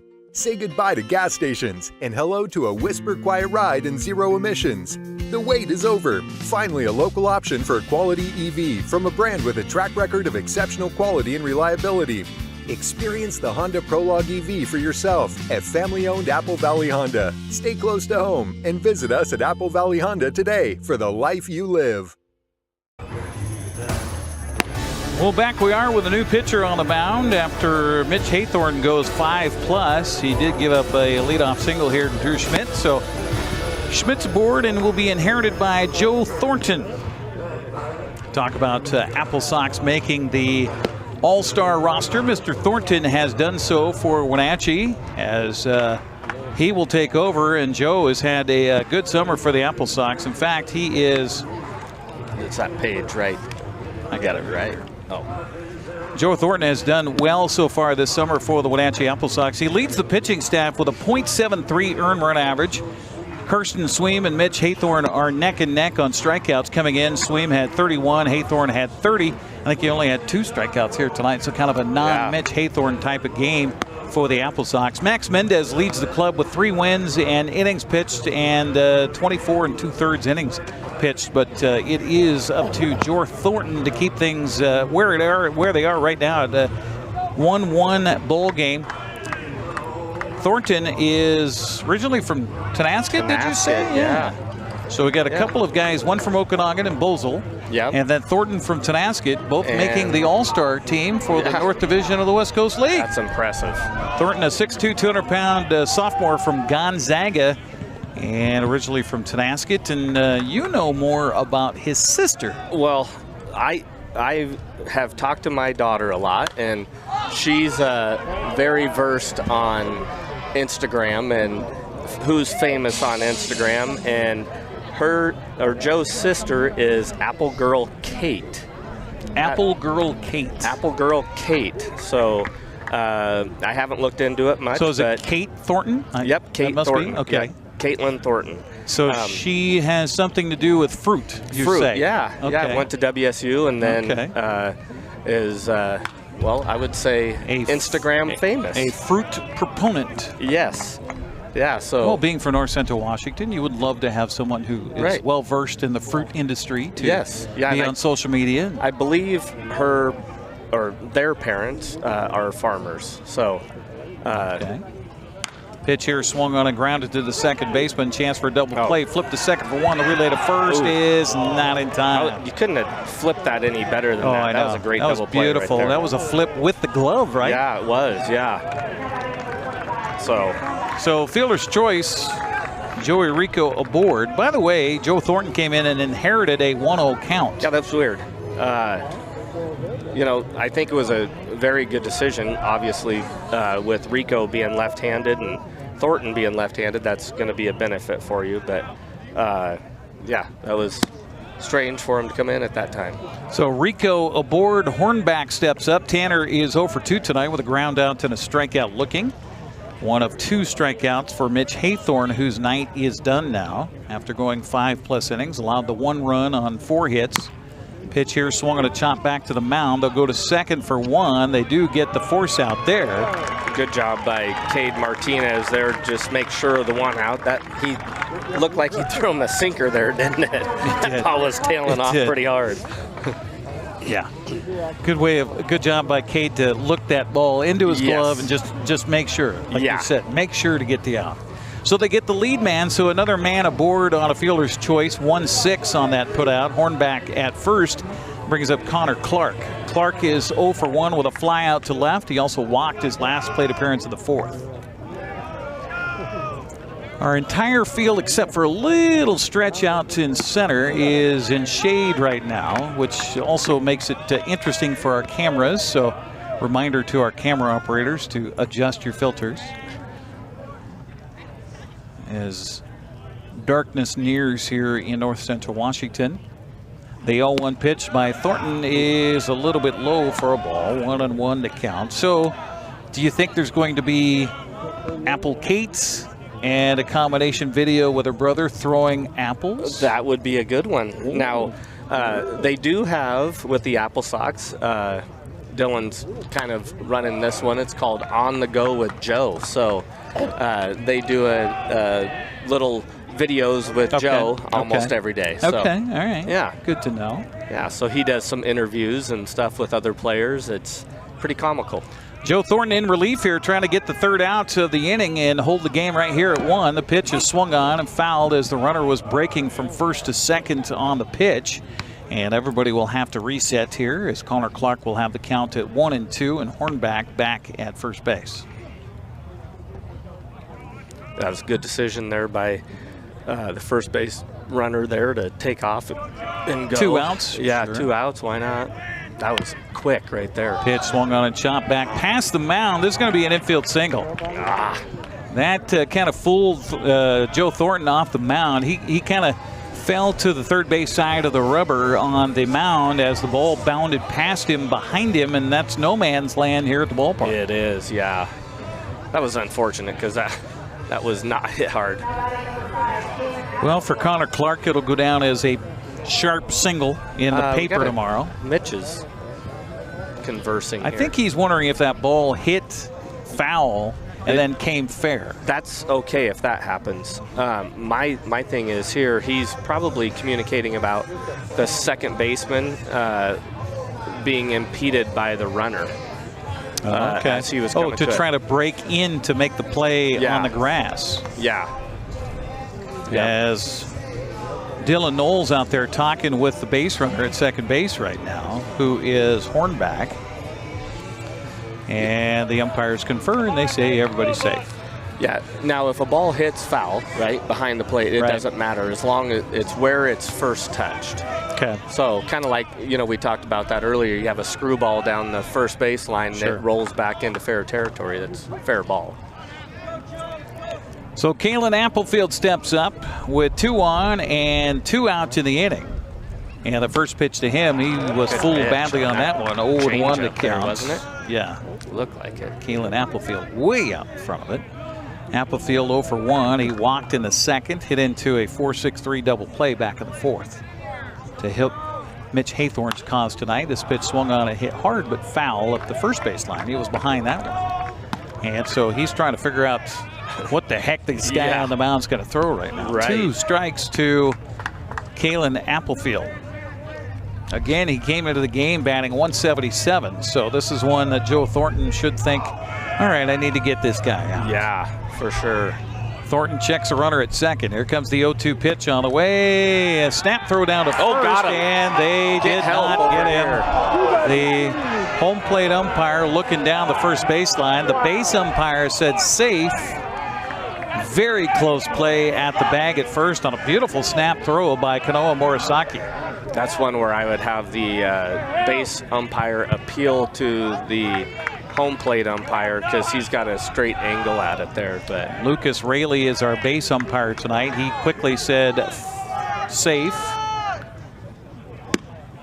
Diet. Yeah. Thank you. 2-2 the count to Kalen Applefield now. Joe Thornton just needs to settle down and get the man at the plate. And this pitch is in there for strike 3 called. Gone looking is Applefield, and what a job by Joe Thornton coming in and putting out a little fire here in the 6th inning. To the bottom of the 6th we go. The Sox dugout is pumped up. Yeah. It's a tie game, 1-1. You're watching West Coast League Baseball on the NCWLIFE channel. The agents of Kennedy Real Estate Group are committed to providing the ideal client experience. We believe in the power of relationships. Why? Because we don't just work here, we live here. From the nonprofits we serve, the parks where we play, and the local businesses we support, our team understands the value of living in the Wenatchee Valley. Let's begin your real estate story. For over 35 years, the Sangster family has been not only representing GMC, but the entire community. As one of the few family-owned dealerships in Washington, you can count on our personal integrity, which has spanned over 3 generations, to ensure your satisfaction. Sangster Motors stands behind everything we sell, from GMC professional-grade products and service from a professional-grade dealership. Remember, caring about your family is what brings you back to ours. New pitcher on the mound for Kamloops taking over is Nolan Austin, a 6'2", 220-pound junior from Shawnee State. Haven't heard of that one either. I'll bet that's another Canadian school. He's from Kamloops, BC. He's a hometown product. Now taking over on the mound for the Kamloops Northpaws. Shawnee State. He will face the top of the order for the Applesox. Camden Bates, Cade Martinez, and Aiden Doherty. Applesox dugout really came alive on that strikeout by Joe Thornton, and we'll see if that trickles over into this at-bat for the Applesox. It's amazing how many times that does happen, where it just rolls right over from a great defensive play to offensive excitement, and comes up with a couple runs for us. So hopefully that's the case here. Applesox baseball brought to you in part by Kennedy Real Estate Group. They're more than selling houses. They're building communities. Buying or selling? Call Kennedy Real Estate Group. They're online at kennedygroup.com. That's KENADY Group.com. Also by Les Schwab. Having the right set of tires and wheels on your vehicle is just part of essential safety. Les Schwab takes your safety seriously. Stop by today. A little visit between the catcher, Keelan Applefield, and the new pitcher, Nolan Austin. Always got to make sure everybody's on the same page, right, Coach? Yeah, right. Not the time in a 1-1 game to have a missed sign. No. Nope. And being a new pitcher, they want to make sure they have good communication there, too. First pitch taken by Camden Bates, and it'll be a ball. 1-0. Camden looking for his first safe hit tonight. He's 0 for 2 with a ground out and a strikeout. Quite the start by Joey Rico. 4 innings, no runs, just 1 hit, struck out 6, did not walk a single batter. You know, both of our starting pitchers had a great game tonight. Yeah, neither one of them's on the hook for anything, so it's all fresh. So whoever gives up a run is going to be on the hook for the loss, and whoever's team will score a run for them will be on the hook for the win. Well, the new pitcher's thrown 3 straight balls to Camden Bates, so I assume number 3 will be taking. He should be right here. Pitch on the way to him is low for ball. Oh, strike called. My Got goodness. the bottom part He of did? it. Okay. Yep. All right. Your eyes are better than mine, and we are about 90 feet away from home plate, and we're on the top of the third base dugout. So what the heck can I see? That's right. 3-1 to count to Camden Bates, and this pitch is swung on and hit to left field, and this is going to be a foul ball. So the count now full to Bates at 3 balls and 2 strikes. Applesox baseball back on the television dial coming up on July 18th. That's a Friday. Nanaimo in town for that one. Brandon and I will team up again, 6:30 live here on the NCWLIFE channel. Here comes the 3-2 pitch on the way to Camden Bates, grounded slowly to the shortstop, and Drew Schmidt throws, and boy, I thought Drew that was trying to show off his arm there, and he was quite impressive with it. He was impressive with that. Unfortunately for the Applesox, it's 1 out. Cade Martinez steps up. He's also looking for a safe hit. He's 0 for 2 with a line out and a strikeout. Applesox have only put, 1 hit? Are we still at 1 hit? Yes, we are. Goodness. So Cade Martinez looking to change that. That one didn't go very far, Eric. No, that was a dribbler off the plate by Aiden Doherty, who is standing on deck right now. Martinez takes the first pitch for a ball. 1-0 the count. 1 out, bottom of the 6th inning. Here at Paul Thomas Senior Stadium on the campus of Wenatchee Valley College. This pitch is in there for a strike, and the count evens at 1 ball and 1 strike. Confluence. We are on the confluence of the Wenatchee River and the mighty Columbia River. What's second largest river in the United States? Second longest. Here, this pitch misses for a ball. 2-1 the count. Is it second largest by volume too? I got to imagine. Yeah. The headwaters of the Columbia is clear up in British Columbia. Yeah. This pitch swung on the ground and slowly to the shortstop, backhanding the ball and throwing across in time Elijah Clayton. And I'll tell you what, Kamloops is playing some darn good baseball. They are. They came to play. They obviously have a chip on their shoulder right now, don't they? So 2 down for the Applesox here in the 6th, and that'll bring up Aiden Doherty. Doherty with Wenatchee's only hit tonight, a dribbler off the plate back in the 7th, or in the 1st, on a 1-0 pitch. So he'll step up now after striking out at his last plate appearance. Got batting 500 on the year. Yeah, that's good. Yeah. If you're batting 1,000, it's a little. It's kind of like, oh, wait a minute.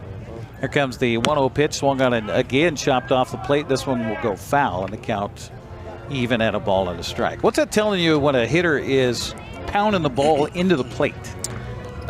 He's timing it, but he's out in front a little bit, and then probably getting his top hand rolled over a little. The old saying, if you talk to a old codger, they're going to say, roll your wrists over.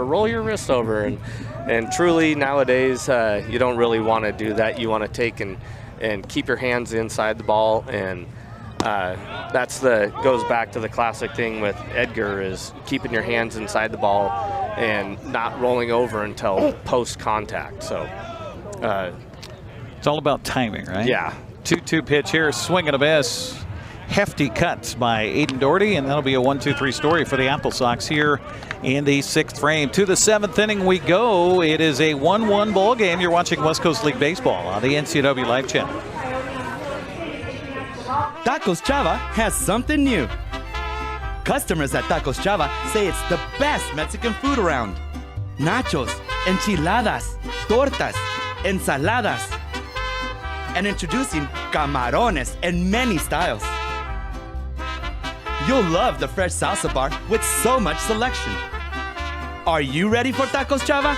Find them at 2 great locations, the Wenatchee Valley Mall and Eniat. Tacos Chava, tan delicioso. At Kennedy Group, we understand that buying and selling is more than a transaction, and it's more than just a house. This is where you will gather with friends and family, and where a lifetime of memories will be made. But buying a home is more than memories. Oftentimes, it's your biggest financial decision. The agents at Kennedy Group understand this and provide real estate advice based on your goals and dreams. Call us today, and let's find your happy place. It'll be Drinkle, Polkowski, and Hall, 8-9-1. I think we've had that for, it seems, 3 innings tonight. Where we go 8-9-1. Where we start 8-9-1 for Kamloops in a 1-1 ball game, along with Brandon Schmidt and Eric Granstrom here on the NCWLIFE channel. Our broadcast brought to you in part by Sangster Motors, family-owned and operated, home of the all-new electric Hummer pickup and SUV. Mary and I were on vacation last week. Part of that vacation was spent over in western Washington, where it was much cooler than over here on the east side of the state. We were on the coast, literally on the coast. Now, for those that live here in north central Washington, that were born and raised here, anything west of the Cascade Crest is considered the coast. It is the coast, by folks here. Yeah. That's not the case. As a person who grew up in western Washington, swing and a miss here by Drinkle, and he's quickly behind in the count to Joe Thornton at 0-2. And anything 50 miles north or south of Seattle is Seattle. Well, I'll agree with that. But, the actual coast, which is where the ocean is. Strike 3 called. Consecutive backward Ks for Joe Thornton. Crowd gets fired up. Sox dugout gets fired up here in the top of the 7th. 1 out brings up Cade Polkowski. But, I mean, it's nice when you got sunshine and about 69, 70 degrees on the coast. That's a warm day over there. That's a pretty warm day, yeah. And, oh, my gosh, the fireworks were spectacular. We were at Grayland, and which has motorized access on the beach. And, boy, do the folks take advantage of that. Yes. There was nary a stretch of sand where you could not find a vehicle and several people firing off fireworks. And you've got tribal land around there too, Yes, so that is they're able correct. to get those things Aerial that are a fireworks. little bit illegal here. Just a tad. But that's why I love going over there, because nothing's going to catch on fire, because it's wet and it's cold and you're at the ocean with a big beach, big ashtray basically. Yes, I mean, pretty much.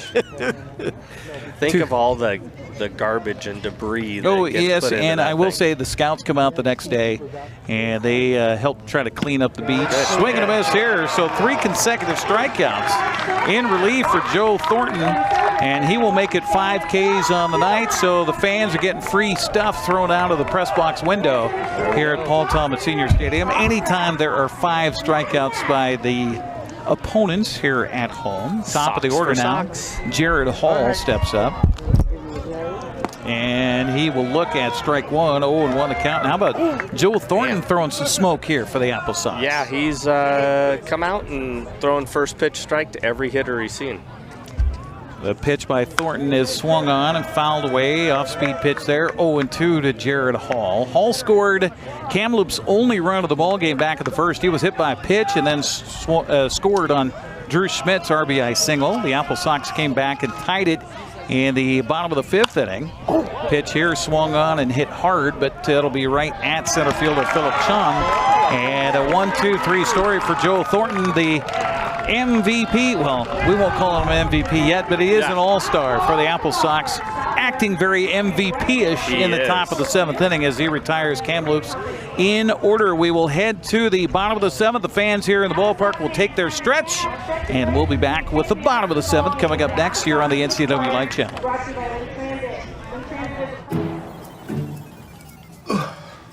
Hey man, how's your arm? Getting better, actually, thanks. Did they give you anything for pain after surgery? Because I think I may have some left over. Nah, that's all right, man. Actually, me and my doctor talked about not sharing prescriptions, and that ibuprofen's a good option for me. The risk of addiction is not worth it. Makes sense. Take the next step. Don't share your prescriptions, and talk to your friends about the dangers of opioids. Welcome to the summer of good. Good people, good taste, good vibes, and good, well, everything. When you're ready for some old-fashioned good, Abby's is your place. We've been celebrating summers around the P&W for over 60 years. At Abby's, good is a legendary tradition. Holy pepperoni, Abby Man. It's the hometown hero bursting onto the scene this July at a special price, starring classic pepperoni, green peppers, and Italian sausage. One bite and wham. Don't miss the summer's biggest blockbuster. The hometown hero has arrived at Abby's. Applesox head to the bottom of the 7th with Evan Cloyd, Kyle Panyanaban, and Ethan Thomas due up. Middle of the order for Coach Mitch Darlington. I talked to Coach Mitch Darlington about this in the interview, which is going to air Thursday morning on Wake Up with Angie Valley on the NCWLIFE channel. I said, manager, coach. Yeah. Why in Major League Baseball they call him a manager, but in collegiate lengths and everywhere else it's just the head coach? Mm-hmm. And he says, I don't know, because there's a lot of managing I have to do. There is a lot of managing. He said just on the phone. I mean, he's constantly on the phone, checking with guys, seeing if guys can come in, you know. I mean, it's just paperwork. Constant. Yeah. Now, we talked about Joe Thornton coming in and starting off first pitch strike. Nolan Austin here has been faced 4 batters and gone ball 1 to all 4. And this one bounces about 57 feet. That's Count a little short. 2-0 to Evan Cloyd. 60 feet 6 inches. Okay, math whiz. Why is it 60 feet 6 inches? All right. So the reason behind that pitch here is taken for ball 3. 3-0 the count. Is the throw from third base to first base has to be unobstructed, right? So when they were putting the first field in there, they wanted to make that throw unobstructed. So it has to be in front of that. And so why 60 feet 6 inches? I don't know exactly that, but I do know that it had to have been in front of the path between first and third. So if you look at it, if you line up third base to first base, you will see that the pitcher's rubber is actually in front of that line. If you drew it in with a white chalk, right? Yes. Yep. Okay, that makes sense. I'll go with that. Kyle Pignanabon steps up now for the Applesox. He scored Wenatchee's lone run back in the 5th inning. And he will square to bunt. The ball bounces in, but staying at first is Evan Cloyd after he walks on 4 pitches. And that was a taken ball by Pignanabon. Ooh, looks like he's wiping it off here. You talking about Mitch? Yeah. Okay. Telling him take a pitch instead of. Yeah. And he takes a strike. Yep. So the count even at 1 ball and 1 strike, and now Mitch Darlington will go through his. He doesn't do a lot of geriatrics down in the third base coach's box. I did way too much geriatrics. 1-1 pitch bunted and popped up on the first base side. The first baseman will field it. Third baseman was in, and that could have been a runner moving to third base on the play. And Mitch Darlington kind of looking down, going, "Oh, missed opportunity right there." Yeah, that was, and. He did the same thing he talked to Knowles on the last time, is look up. You got to see where people are. And this third baseman, if he's going to continue to vacate like that, we'll go with a bunt and run there. So just have a guy at first base. And it was a good bunt, by the way, by Pignanabon. It goes down as a sacrifice as the runner goes to second base on the play. A swing and a miss here by Ethan Thomas.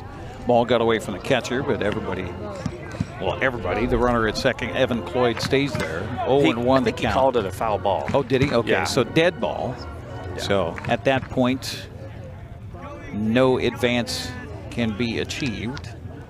Thomas behind in the count, 0-1. He's 0 for 2 tonight with a strikeout and a flyout. Here comes the pitch on the way. It's a little low for a ball. Evens the count to Thomas at 1 ball and 1 strike. Yeah, there's a lot of things that make this game like perfect. Like a ground ball to the shortstop has to be fielded cleanly and thrown cleanly in order to get the guy out. You know, pitch here swung on and hit the mile high in the infield, and shortstop calling for it, and making the catch will be Drew Schmidt. And Evan Cloyd has the play right in front of him, so easy for him to just perch on the bag at second and wait for it to come down. So 2 outs here in the inning for the Applesox brings up Dylan Knowles. You know, if they would have made the bases, say, 95 feet, then plays wouldn't be close. You know, now it's you got to field it cleanly and throw it cleanly, or else the guy's not going to be out. So whoever invented baseball, Admiral Doubleday, wasn't it? Yes. Yep. Admiral Doubleday did an amazing job of dimensions. You know, there was a lot of smart men back in the day. Yeah. What happened to them all? Hey, I don't know. I don't know. We got politicians now. Yeah. 1-0 pitch to Dylan Knowles on the way. Misses high for a ball. 2-0 the count. He's Brandon Schmidt and I'm Eric Granstrom here on the NCWLIFE channels. We're bringing you live coverage of West Coast League Baseball. Bottom of the 7th, tie game 1-1. Runner at second base, 2 down. And a 2-0 count to Dylan Knowles. Looking for his first hit as an Applesox, and he'll take that pitch in there for a strike, and the count goes to 2-1. I like seeing him take that pitch, maybe a little bit on the outer half, maybe a little bit outside, and I mean, you're a 2-0 count, so it's looking for a pitch that you can hit really hard. Looks like the Northpaws have a right-hander who's warmed up down to the bullpen. Here comes the pitch on the way, swung on and hit the mile high down the right field line, and this will be going to be caught by the right fielder, Jared Hall. A little help from a breeze here tonight at the ballpark. That'll do it for Wenatchee. So they get the leadoff man aboard, get him as far as second, can't get him around in to score. We'll head to the 8th, tied at 1. You're watching West Coast League Baseball on the NCWLIFE channel.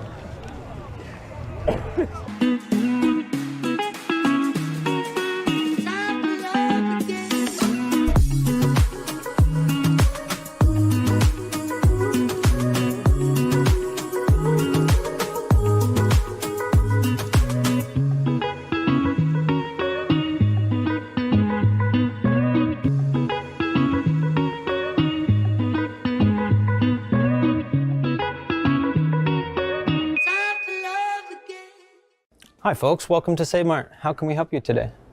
We're looking for a recliner. Okay, right this way. Go ahead and move this chase on the other side. We can just Great, I want that one. I would like that one. That's a great choice. And I want this one as well. Okay. And I definitely want this one. You'll find it at Save Mart. Full service at a low, low price. All tied at 1-1 as we head to the 8th inning of play. Elijah Clayton, Drew Schmidt, and Joey Rico, 2, 3, and 4 batters due up for Kamloops in the inning. Our broadcast brought to you in part by Save Mart. Shop smart, shop local, serving the Wenatchee Valley since 1962. Also by Tacos Chava. You love Tacos Chava in East Wenatchee? Let them cater your next event. Find them on Facebook by searching Tacos Chava East Wenatchee. That's Chava. Good food. Good stuff. Pitch here, misses for a ball. Joe Thornton in his 3rd inning of relief here from the Wenatchee Applesox and mowed him down in the 7th. A couple of strikeouts. In fact, he struck out 3 in a row at one point here in the game. 1-0 pitch here is missing for a ball to Elijah Clayton. 2-0 the count. Clayton is 0 for 3 tonight with a fly out to right, a strikeout, and a pop out to the second baseman.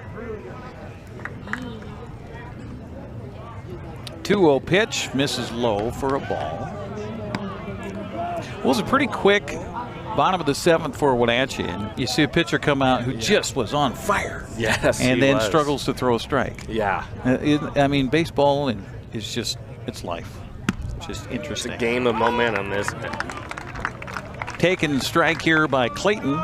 Smattering of applause from our crowd here at Paul Thomas Senior Stadium. 3-1 to count. And the pitch by Thornton is a check swing. Oh, he went around. Oh my goodness. I don't see how the home plate umpire didn't see that. I apologize. Yeah. I don't mean to pick on officials because, you know, without officials, it's just recess. That's a good, solid point. But, I mean, come on. Yeah, that was a tough That one. was a total swing.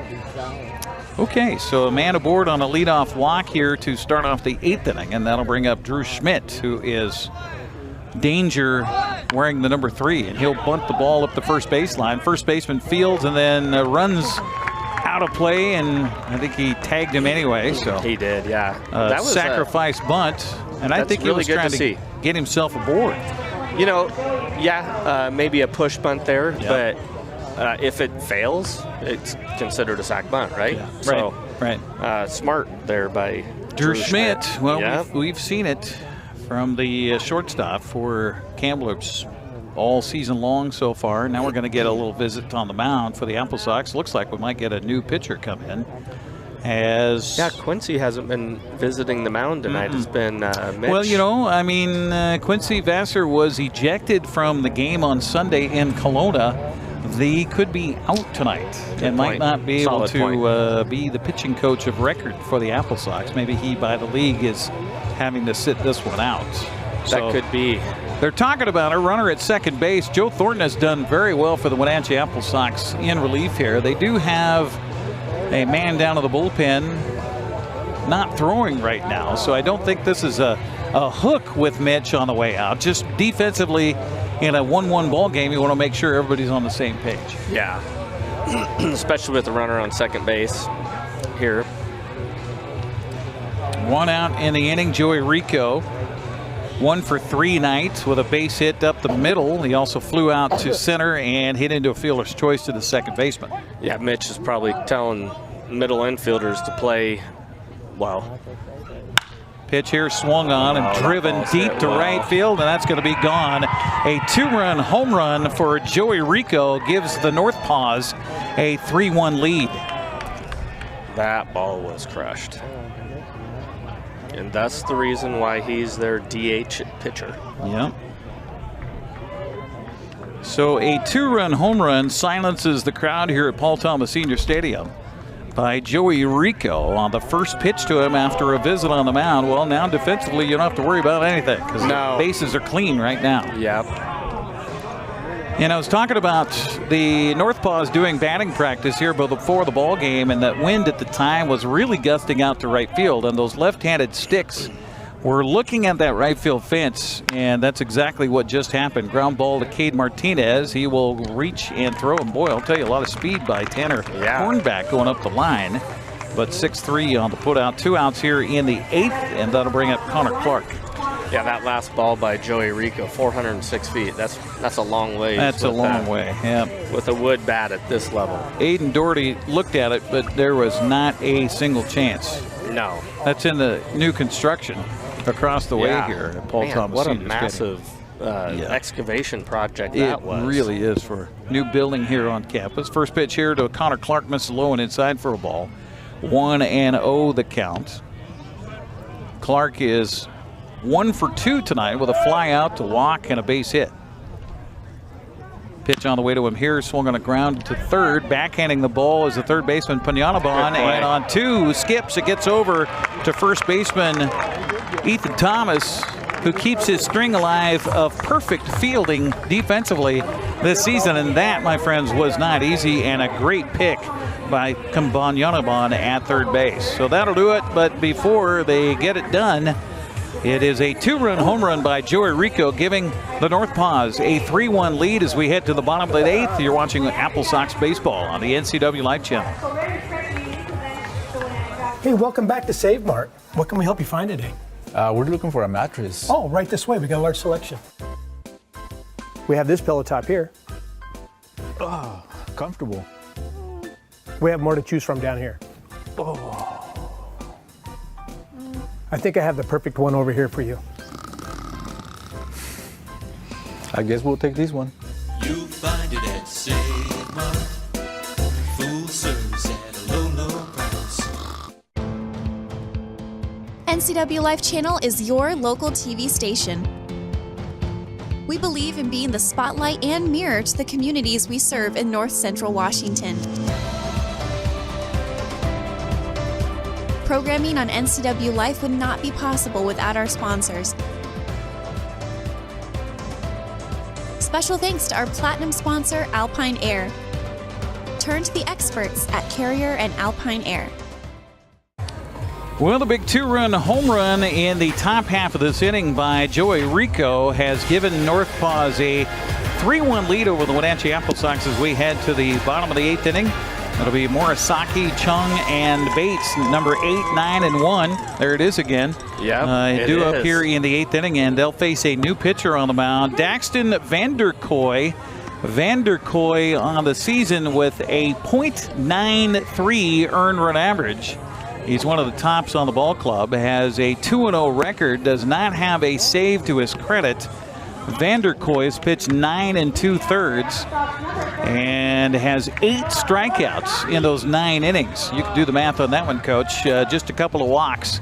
So he's a guy that they want to finish this one up and give him a win here tonight on the road in the first of this 3-game series. Yeah, hopefully we can get string a couple base hits together here to start us off. You know, I wanted to mention about that throw from Kyle Panyanaban. You know, a lot of people would look at that and go, well, he threw that terrible. You know, it bounced over there twice, but it was that was what his mental process was to throw it across. And with a field that's playing as well as this is, you know that hop's going to be true. So it skipped for him a couple times, and that ball's hit well. There we go. Right center field, going to get down for extra, rounding first and heading for second, and sliding it head first safely is Kanoa Morisaki. He hasn't had many hits, but that's a big one here for the Applesox to lead off the 8th inning. I like to see that. But yeah, before fields were so nicely groomed, you couldn't do that. But with this being so nicely groomed, it just skips perfectly to the first baseman. And like you said, he made a great play on that because that last skip was a little bit low. Looks like we have a pinch hitter for the Applesox stepping up, wearing number 30 on his back. Jacob Croxford, and he will take the first pitch for a ball. So Croxford hitting for Chon. 1-0 the count to him with a runner at second base. Nobody out for the Applesox, trailing it now 3-1. Pitch on the way, swung on and fouled back, and the count evens to Croxford at 1 ball and 1 strike. Yeah, not a bad decision here to bring in a pinch hitter.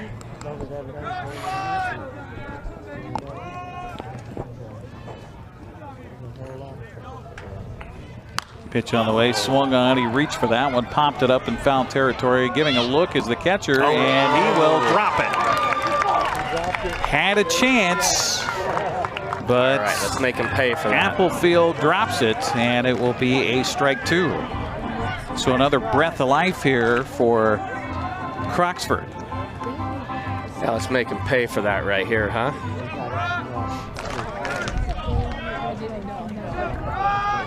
Now that's not an error until he reaches base, correct? Yes. Croxford back in already, and the pitch on the way to him is a curveball missing low. Good eye there, and the count evens at 2 balls and 2 strikes. That's why you can't.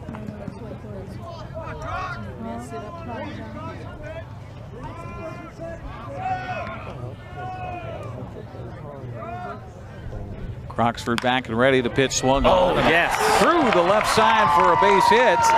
And the runners are going to be standing at the corners with nobody out here in the 8th inning. And I'm going to call that a hit, but that took a terrible hop right there. It did. That's the first time we've seen a bad roll by a ball here on the left side of the infield. We used to see that all the time.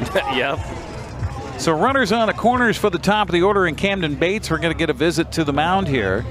Kind of a tough situation for Daxton Vanderkoy, who hasn't really done anything wrong, but gave up the double to start it off, but then that seeing eye single that got a little help from the field off the bats of Croxford. And the Applesox will have tying runs aboard here as Camden Bates steps up. So they didn't put up an error there, but I believe that is an error, right? It's a base hit, but I think that's considered an error on the catcher. Because it was, he dropped the foul ball? Correct, I think. It'd be interesting how they score that. I don't know if you do. I think you only score that on if he scores, correct? And then it's not an earned run, but might not go down officially as an error. Because you can't assume it out on a foul ball, right? It's just like you can't assume it out on a double play chance. Yeah, I mean, he was camped underneath that one. But he's a catcher with a giant fluffy glove on his hand. He's also a I'm going to speak on top of, on behalf of all catchers out there. That's a strike. Pitch here to Camden Bates is in there for a strike, 0-1 to count. Camden looking for his first hit tonight. He's 0 for 3 with a couple of ground outs, and he also struck out. Be a great opportunity for him to get a clean base hit here. Again, you got the defense playing back on the corners. Yeah. Does he bunt? He'll take. Well, and this is that opportunity here that I was talking about where you get a bunt and run and have Croxford take off on the pitch, get a bunt down the first base or the third baseline here, and have Croxford go from first to third on that. Croxford does have a couple of stolen bases on the season. Short lead over there at first. Pitch on the way, swung on, and a line drive to left field. That's going to be caught. Runner from third tags. Here comes the throw home. It'll skip away, and a run scores. The Applesox have cut the lead to 1. It's now 3-2. Good throw there by their left fielder, and great play by their catcher too to stop that from going past him and letting Croxford advance on that. So the leadoff man scores in Marasaki. That'll bring up Cade Martinez with an out and a runner at first. Martinez 0 for 3 tonight with a line out, a ground out, and a strikeout. And the first pitch by Vanderkoy on the way to the right-handed stick. Instead is a toss over to the bag at first. Now, almost caught the back pocket of the man over there sprawling back to the base in Croxton. Croxford As we mentioned, a couple of stolen bases on the summer for the Applesox. Pitch on the way here is low for a ball. 1-0 the count to Cade Martinez. Came into the night batting .302. Might have slipped a couple of pegs with an 0-for-2 night so far.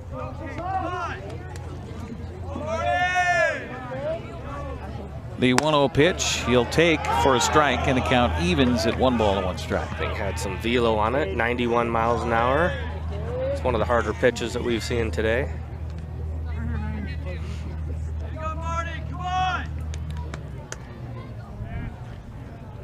It's a tall drink of water out there on the mound. Get that whole leverage going for him. Pitch on the way, swung on and fouled away, and the count goes to a ball and 2 strikes on Cade Martinez.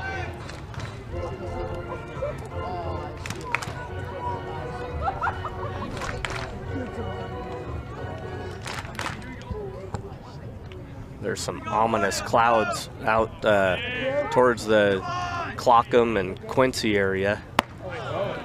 Pitch misses high for a ball. I don't like looking at those. Yeah, no, those definite thunder hits potentially. Yeah. Count evens to Martinez at 2 balls and 2 strikes here. 1 run in for the Applesox, 1 aboard, 1 out, and a 2-2 count to the Applesox shortstop. Pitch on the way to him. Swung on a fly ball to the right side, and running over to his right is the right fielder.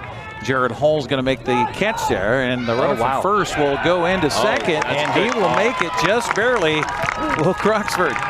That was a really good call by that umpire, not assuming that that was going to be an out because the ball arrived first. Croxford got underneath that tag by Schmidt there. Gutsy by Croxford to go on that one, don't you think? Yeah, definitely. That's aggressive. But the thing is, that ball was in right center. Right fielder running to his right, and he's a lefty. And the runner Croxford had that play all in front of him. Right. So it's totally up to him on that. And we're going to get a pitching change for Kamloops as Applesox closing the gap to 1. It's 3-2 with 2 outs here, bottom of the 8th inning. We'll come back, tell you who the new pitcher is coming up next on the NCWLIFE channel. Get a great deal on making the most of every property. The Kubota commercial landscape lineup is built to do more. From the RTVX utility vehicle to the Z700 mower to the SVL track loader. When your reputation is on the line, you need equipment that doesn't let you down. Right now, bring home select Kubota equipment for 0 down, 0% APR for 48 months, or save up to $4,000. Are you dealing with a pest or weed issue and you just don't know what to do? We use the best pest control methods approved for areas with kids and pets. Whether it's rats, mice, ants, or spiders, or something else altogether, we provide the coaching and solutions you're looking for. And you can know that your dollars are supporting a local, family-owned and operated business. Allow us to help you get back to living healthy and pest-free. Harvest Valley Pest Control. It will be Julio Martinez taking over on the mound here for Kamloops as the Northpaws is trying to hold on to a 1-run lead right now. Vanderkoy, by the way, had a .93 earned run average. Applesox get a run off of him, and he's responsible for the runner out at second base right now, as Aiden Doherty will be the first man to face Julio Garcia, who takes over on the mound here for the Kamloops Northpaws. He's got a 1.17 ERA himself, so their pitching staff has got some low ERAs. He's out of Texas Tyler as well. University of Texas Tyler. Yeah, okay. So the fourth player tonight from Texas Tyler. And he's a Texan from Baytown, Texas. Yeah. 6'2", 217 pounds. He looks a little bigger than 6'2", but maybe it's just my eyes. Man, we went over to the game on Wednesday and Thursday. And Williamson, the Mariners' third baseman, he looks like an average Joe. But at the game, oh my goodness, that guy is put together. Really? He is huge. I couldn't believe how big he was. And that's the thing. You see them on TV and you go, all right, but they're around each other, right? Yeah. They're all athletes. They're all professional baseball players. But then it's only when you go to the game in person and you can watch things that they're not showing you on camera. Yes. And you see these guys, you're like, holy cow, that guy's built. Yeah. Yeah. So here we go with the wind blustering suddenly as blowing out to right field right now. Runner at second base represents the tying run for the Applesox. As Aiden Doherty steps up, first pitch to him, swung on and fouled. Behind that 93-mile-an-hour fastball there. 0-1 the count to Doherty from Julio Garcia. Just sounds like a baseball name, doesn't it? It does. It does. It's like my grandson, who was born back on May 23rd. Congratulations, by the way. Thank you. My son-in-law's name is Clemente, and they decided to name our grandchild Arthur. Oh, I thought you were going to say Roberto. The ball gets away from the catcher and down to third base. Goes Croxford on a wild pitch. That would be big shoes to fill if they named him. Yeah. But I told my daughter and son-in-law, I said, well, you named him Arthur, but I'm going to call him Arturo.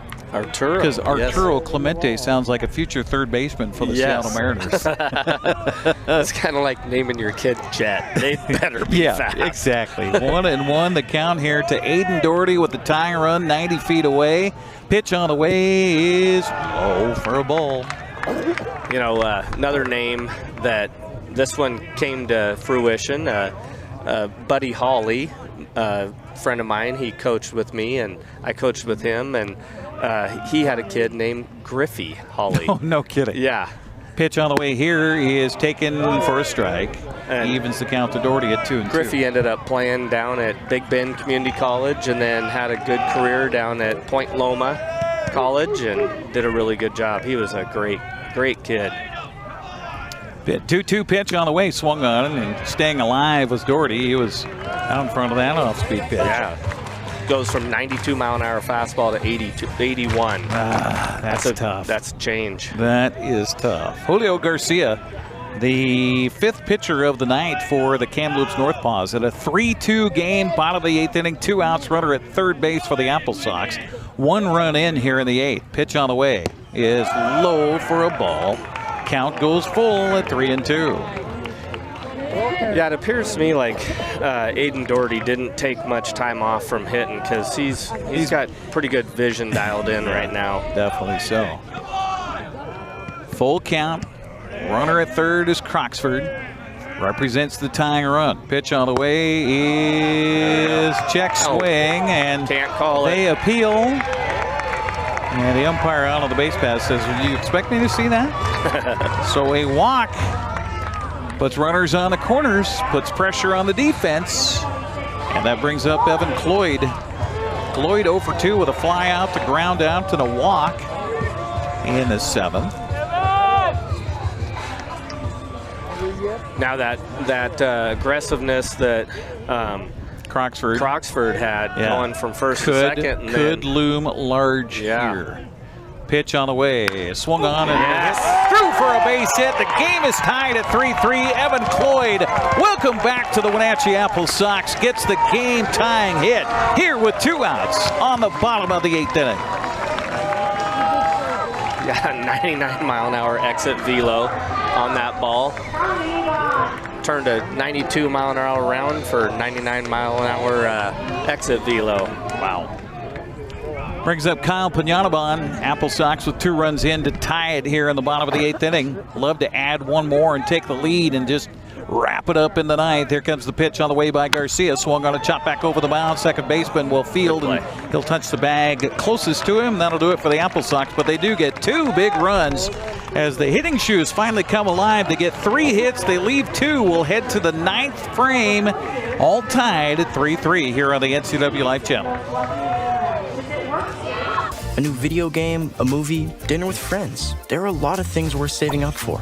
Vapes aren't cheap, and buying pods over and over can stop you from affording things you want more. When it comes to your money, choose what matters. Choose you. When life gets stressful, jumping into your passions can help you find your calm. Avoid vapes, which contain nicotine and can make feelings of anxiety and depression worse. When it comes to your mental health, choose what matters. Choose you. You trust the same doctor for your health and the same dentist for your smile. Trust Global Car Care to keep your vehicle running strong. We track your car's history so it gets the right care at the right time. With our 3-year, 36,000-mile warranty on parts and labor, you'll drive away with confidence. Global Car Care, your automotive experts. We service all makes and models, but specialize in Sprinter vans, Mercedes, Audi, Volkswagen, and BMW. Call or visit us today.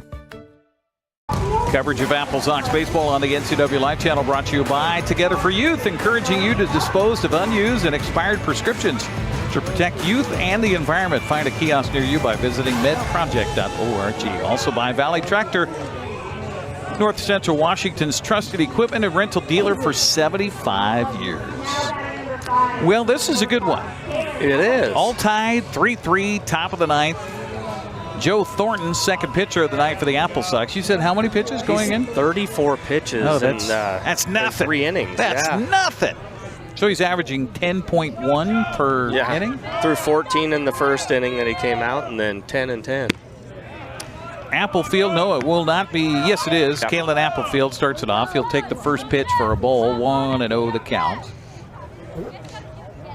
Thornton gave up a 2-run jack in the top half of the 8th inning as Kamloops took the lead momentarily, but then Wenatchee came right back with 2 runs, with 2 outs, by the way. Yeah. And the bottom of the 8th that tied up 3-3. That was really good to see.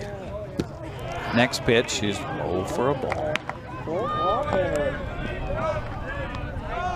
3-0 the count to Kalen Applefield, who's 0 for 2 tonight. With a couple strikeouts and hit into a double play. This pitch is taken for a strike. He was taken all the way on that one. Walked in the in the second. Hit into a double play in the 4th. This pitch hit hard, and that is going to be in for extras. Rounding first, heading in for second is Applefield with a leadoff double. You are right. I misread my handwriting there. You were right. He walked in the first and struck out in the third. So a leadoff man aboard, and that is good news for Kamloops, not so good for Joe Thornton, as they will reach for the bullpen where Mitch Darlington and the Applesox. So we'll tell you who's coming in relief coming up as we have a 3-3 game, but Kamloops threatening in the top of the 9th. We're back after this here on the NCWLIFE channel. Les Schwab changed the tire game more than 70 years ago. Today, we still believe you should get more from less. Like more hustle, less hassle. More of the best service around, less of the runaround. Because we include America's best tire warranty in every tire we sell. So you get more unbeatable warranty, less charging you extra. It's why we're more than proud to say, you get more from less. There's no place like home. Because home is where we're totally comfortable. It's where we can be ourselves and let our guards down. It's where we make memories. And we're always imagining new ways to keep it totally comfortable. Carrier. Total comfort, totally happy. Call Alpine Air Heating and Cooling today. Your comfort is their priority. Carson Bowles will take over. So in one night, Coach, we get all 3 All-Stars for the Applesox in one game. Are they doing it for us for TV? I think so. I think so. Okay. I appreciate that. Carson Bowles takes over. He is 1-1 on the season with a save. He's got a 2.36 earned run average in 19 innings. That's one of the most, as far as number of innings pitched for the Applesox, making his 9th appearance of the summer. In his 19 innings, he has 24 strikeouts, 7 walks. The only blight for him in a loss was he gave up a grand slam home run to these guys. Oh, yeah. Up in Kamloops. Yep. So there's that. But other than that, I'll tell you what, Carson Bowles has been money for the Applesox here this summer. Of course, another North Central Washington product, junior at the University of Washington from Okanagan, 6'5" and 210. We've had a bunch of rangy pitchers. Yes. Got a new hitter here. Number 6 for them is going to be Ethan Kodama. Okay, so Kodama, that's a famous last name here in baseball lore, in summer collegiate baseball. As Kodama steps in the left-handed batter's box, Bolzel going to throw back to the bag at short, and no, he did not show on that. Yeah, the whole purpose of that was to see if he was going to show.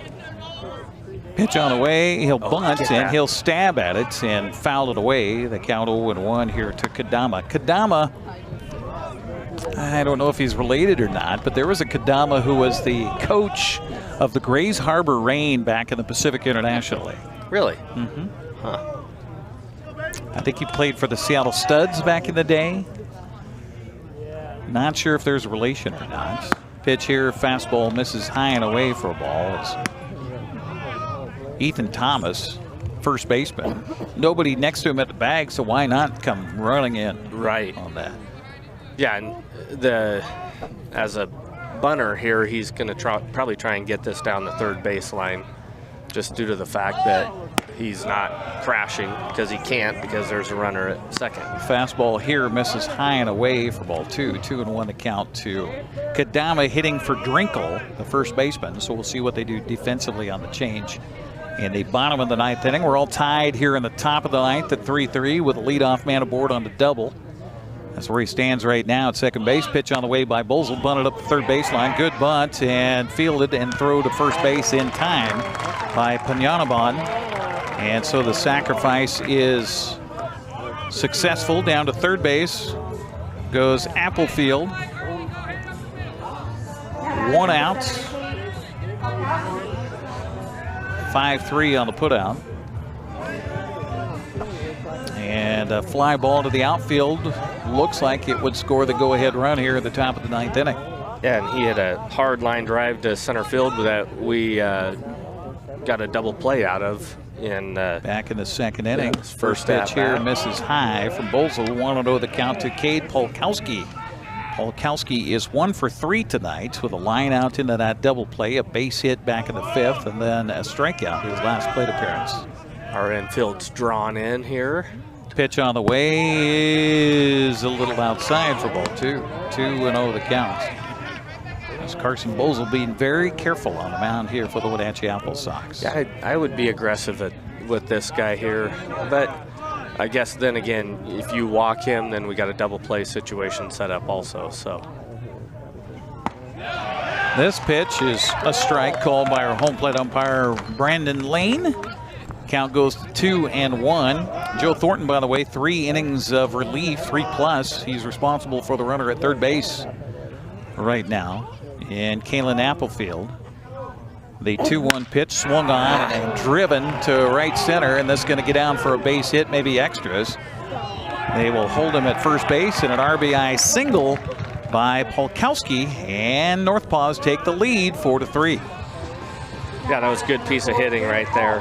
And really good job by our center fielder to get that ball back in so quickly, because he could have taken a double out of that for sure if we didn't get it in so quick. Got to look because Chun was hit for by the Applesox in their last inning.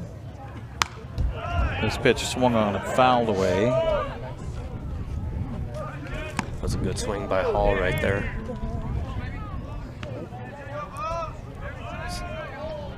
Looks like number 30 for the Applesox playing out there in center field right now. Toss to the bag at first, close.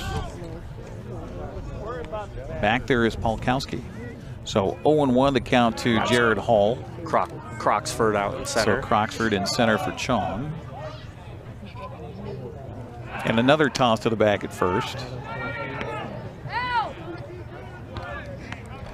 Back and forth seesaw battle here tonight in Wenatchee. Northpaws took the lead in the first on a run. Wenatchee tied it in the 5th. Northpaws retook the lead on a 2-run home run. This is a ground ball to second, double play chance to throw to second for 1. The relay to first is not in time. Good speed up the line for Jared Hall. They do get the force out at second base for the second out. You know, I've noticed tonight that they've got some speed on Yes, the they bases, do. don't they? Yes, Because they do. there was not much that you could have done differently on that play right no, there. I mean, he It was a hard picked a hit clean ball, too. turn, Yeah. pivot, throw to the shortstop, Cade Martinez, and then his throw to first base was, I mean, as fast as he could possibly make Yeah. it, but speed by Jared Hall gets him safely to the bag at first, so that negates the double play. 1 on, 2 outs, 1 in for the Northpaws. And now Elijah Clayton steps in. Got to get him. So we First don't have pitch to face Schmidt. by Bolzel is even that high and hitter inside. thought it was a strike. Yeah, he did. 1-0 the count. Oh, boy. Clayton scored a run on the 2-run home run by Joey Rico in the 8th inning. Pitch here swung on a foul. Count evens at 1 ball, 1 strike. Well, Bolzel doesn't waste any time. No, does he doesn't. He's like, give me the pearl, let me throw it. Yeah. And like I was saying, we don't want to face either of the next 2 guys with runners on base. No. Drew Schmidt and Rico. Bolzel ready. Big deep breath by the right-hander.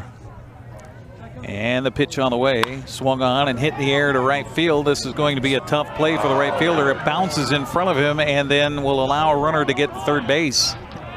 Little mental mistake there by the Aiden Doherty out there. Runner on third base. He was pausing there to see if that ball was caught or not. And 2 outs. 2 outs doesn't matter anyway. Yeah. Aiden Doherty was on his horse coming in, and that ball was sinking quickly in front of him. So a base hit to right by Clayton. Over to third goes Hall. Toss to the bag at first, not in time. And here comes the very dangerous Drew Schmidt to the plate. He is 2 for 3 tonight. Also has a sacrifice bunt in his last plate appearance back in the 8th. There are 2 down. Oh, this is not in time. My God. Throw us up the first base line a little bit. If it was right on the bag, he's out. Yep. As obviously he's expecting the runner at first to try to take second now that it's open. He will go that way. And no throw by Morisaki, and the runner goes back to first. Strike call on the batter, Drew Schmidt. That was a good job by Bolzel there, being quick to the dish. He knows he's going to be running, so you got to do a slide step. Can't go high leg kick here. The 0-1 pitch instead is the toss over to the bag at first. Back standing this time is Clayton.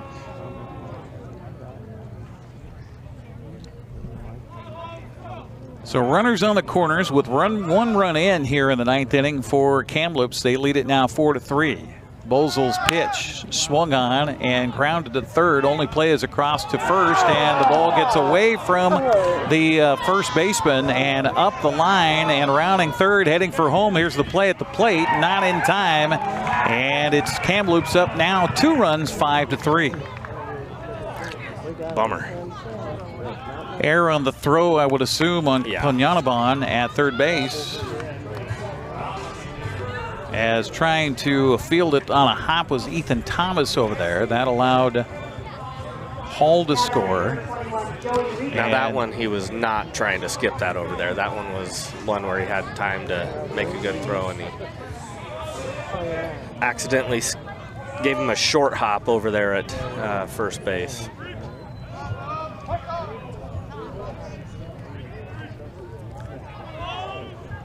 So down at second base on the play is Drew Schmidt. And we're going to get a timeout here as the catcher wants to come out and talk to Chris Bolzel. Or Carson Bolzel, I should say. Yeah.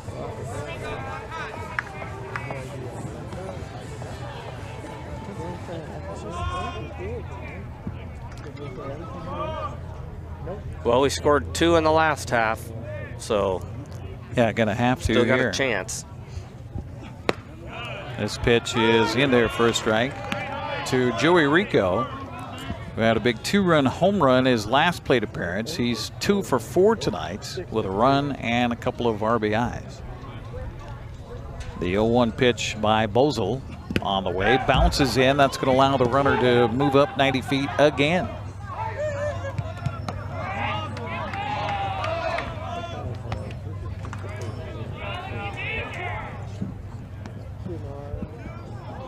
Yeah, I should say the score is now 6-3, not 5-3. Has 2 runs scored on that error. Yeah, that ball bounced way down the line, which did. Allowed. Pitch here swung on and driven to left and on the run, and near falling down on the play was Croxford, but he does make the catch for the out. But 3 runs come in the frame, so we'll head to the bottom of the 9th. The Applesox with some work to do as they now trail it 6-3. That seems to be kind of a theme with this team across the way. We'll come back with the bottom of the 9th coming up next here on the NCWLIFE channel. Highlander Golf Course and Grill, located in East Wenatchee, offers terrific views and challenging play for golfers at every skill level. From the golf course to the grill, you don't need to be a member to dine in style and play golf too. Highlander's well-groomed fairways and greens keep it difficult, yet friendly for your regular rounds of golf or a new destination for you and your out-of-town friends. Contact the Highlander Pro Shop today to schedule your tee time, outing, or tournament. Open 7 days a week, where everyone is welcome to play and eat. Apple Valley Honda is bringing the future of driving to you. Introducing the all-new, all-electric Honda Prologue EV. Say goodbye to gas stations and hello to a whisper-quiet ride and zero emissions. The wait is over. Finally, a local option for a quality EV from a brand with a track record of exceptional quality and reliability. Experience the Honda Prologue EV for yourself at family-owned Apple Valley Honda. Stay close to home and visit us at Apple Valley Honda today for the life you live. Well, the Applesox with work to do after a rough top of the 9th inning where they gave up 3 runs. They now trail it 6-3 to the Kamloops Northpaws as Ethan Thomas, Dylan Knowles, and Kanoa Morisaki due up here in the bottom of the 9th inning for the Applesox. They have had some late inning success here, scoring a run in the 5th and 2 in the 8th. They're going to have some magic here in the 9th to at least extend this game. As Ethan Thomas will step up 0 for the night so far with a strikeout, to fly out, to the pop out. Yeah, this could be a turning point for us. You know, we find a way to get a magical win here. That would be lovely, because right now they're staring 7 losses in a row in the face. And the first pitch by Julio Garcia is in there for a called strike. 0-1 the count. He's done a good job coming out of the bullpen too. Changed his speeds very well. Yeah. 0-1 the count to Thomas, and the right-hander's delivery is off speed inside for ball 1. Kind of looked like he crossed up his catcher on that, didn't it? He did. Julio Garcia, big right-hander out there on the mound for the Kamloops Northpaws. As all the Kamloops Northpaws in the dugout are on the edge of the fence right now, right in front of him. A well-hit ball to center field, but this is going to be corralled out there by the center fielder, Connor Clark. He just missed that one. 1 down here in the 9th for the Applesox, brings up Dylan Knowles. Dylan in his debut for the Applesox is 0 for 2 tonight with a strikeout to fly out. He also walked in the 5th, got as far as third base, but was stranded there. 1 out for the Applesox, trailing it by 3 here in the bottom of the 9th inning, surrendering 3 runs in the top of the 9th. It's been kind of a theme against Kamloops to give up runs late. Game earlier we broadcast here on the NCWLIFE channel. Wenatchee got out to a 6-0 lead and saw Kamloops come back and win it in 10 innings. Yeah. Excuse me. 1-0 the count here to Dylan Knowles. Yeah, that was a thing that we had talked about earlier too, is us scoring in multiple innings, and we just haven't been able to do that very often. No, definitely not. Only 4 hits for the Applesox here tonight. Yeah, the pitching staff from both sides have done a really good job, but Kamloops is. And by the way, 3 of those 4 hits came in the 8th inning. Right. This pitch looked close, but not quite, to Dylan Knowles, so the count goes to 2-1. Yeah, which is good because those Kanoa Morisaki and then Jacob Croxford got 2 of those, so get those guys up and with confidence. If we Pitch on the way is a fastball missing for ball 3. Find a way for Dylan Knowles to get on, You just need base runners right now. That's all you need. 3-1 count to Dylan Knowles. Nobody aboard. Trailing it by 3 here. Bottom of the 9th inning. 1 out. Julio Garcia's pitch on the way. And outside for ball 4. Good at bat. So he is behind the count 0-1 and works a walk out of it. So Dylan Knowles trots his way down to first base, and that brings up Kanoa Morisaki. At least he's scheduled to hit. It is Morisaki. And why not? Got a double in the 8th. Scored a run on a sac fly by Camden Bates. Sox tied the game on Evan Cloyd's 2-out single. Need some magic here in the bottom of the 9th, trailing it by 3, 1 on, 1 out. Pitch on the way is missing high and away for a ball. And they don't have anybody up in their bullpen, so it looks like it's up to Julio. Julio's game to win or lose here.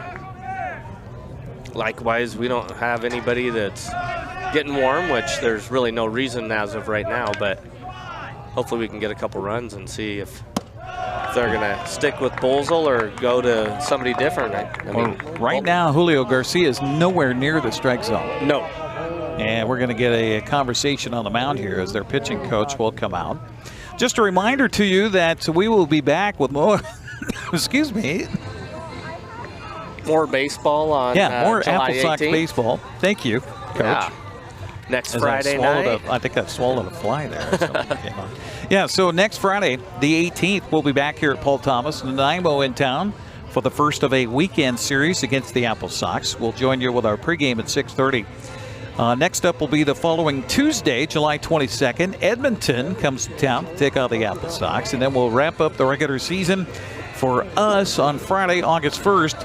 Head Nags and the Bellingham Bells come to town to take on your Wenatchee Applesox. Unless we can find ourselves a couple games in the playoffs. Wouldn't that be nice? That would be nice. Got a lot of work to do, including a lot of work to do here in the bottom of the 9th.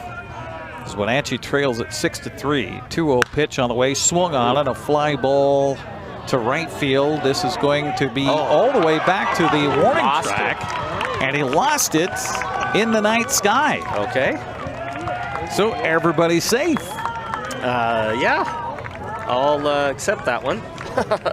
I was kind of shocked, honestly, that he swung at that one. Yeah, there so was I at a 2-0 count. Yeah.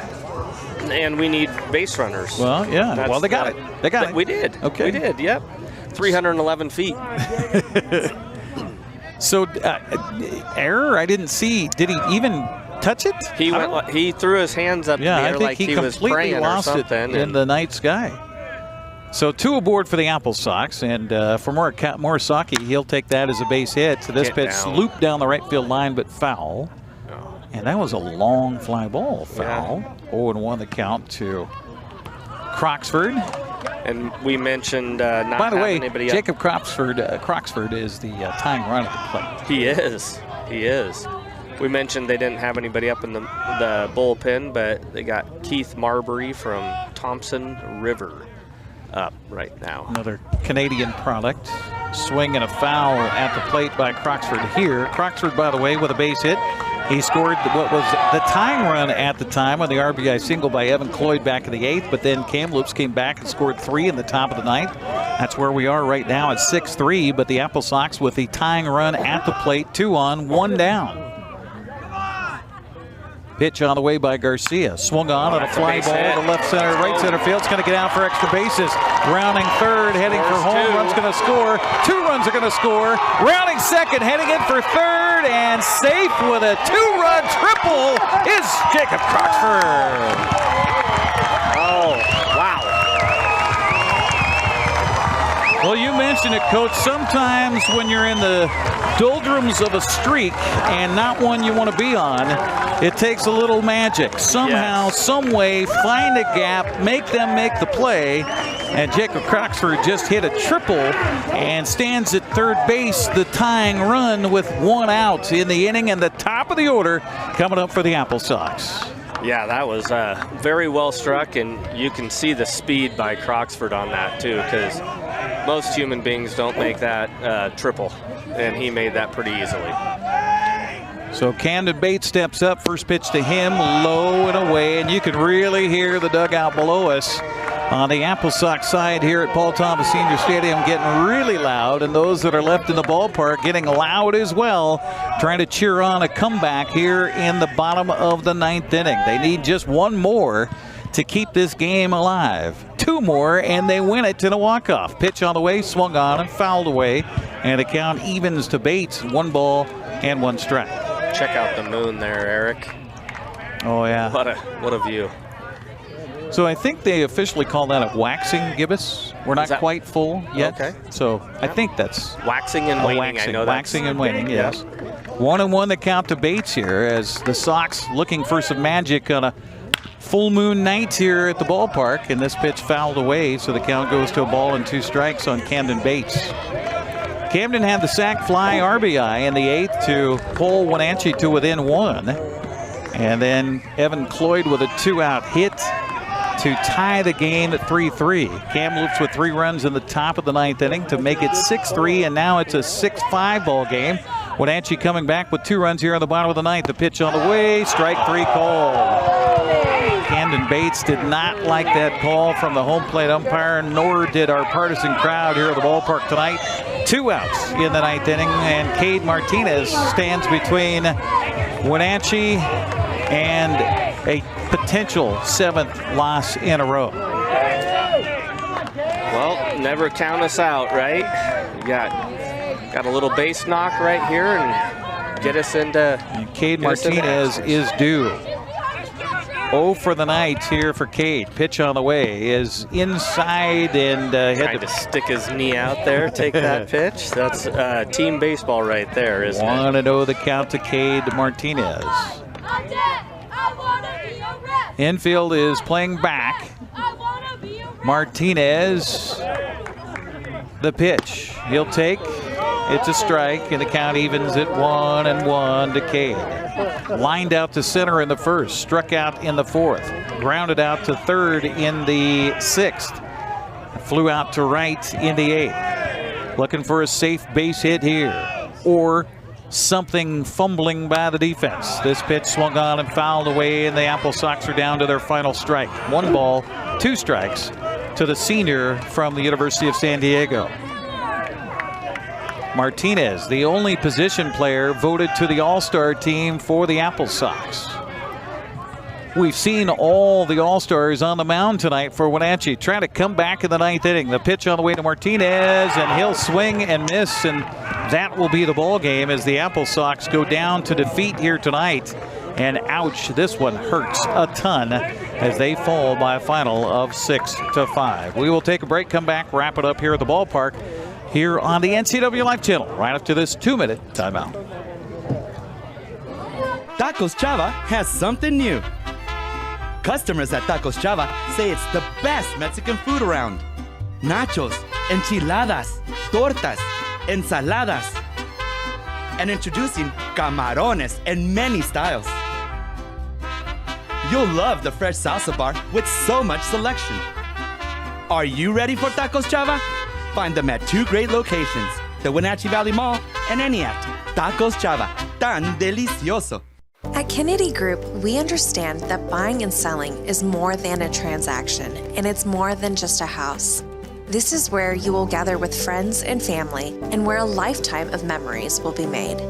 But buying a home is more than memories. Oftentimes, it's your biggest financial decision. The agents at Kennedy Group understand this and provide real estate advice based on your goals and dreams. Call us today, and let's find your happy place. Welcome to the summer of good. Good people, good taste, good vibes, and good, well, everything. When you're ready for some old-fashioned good, Abby's is your place. We've been celebrating summers around the P&W for over 60 years. At Abby's, good is a legendary tradition. Holy pepperoni, Abby Man. It's the hometown hero bursting onto the scene this July at a special price, starring classic pepperoni, green peppers, and Italian sausage. 1 bite and wham. Don't miss the summer's biggest blockbuster. The hometown hero has arrived at Abby's. Hey man, how's your arm? Getting better, actually, thanks. Did they give you anything for pain after surgery? Because I think I may have some left over. Nah, that's all right, man. Actually, me and my doctor talked about not sharing prescriptions, and that ibuprofen is a good option for me.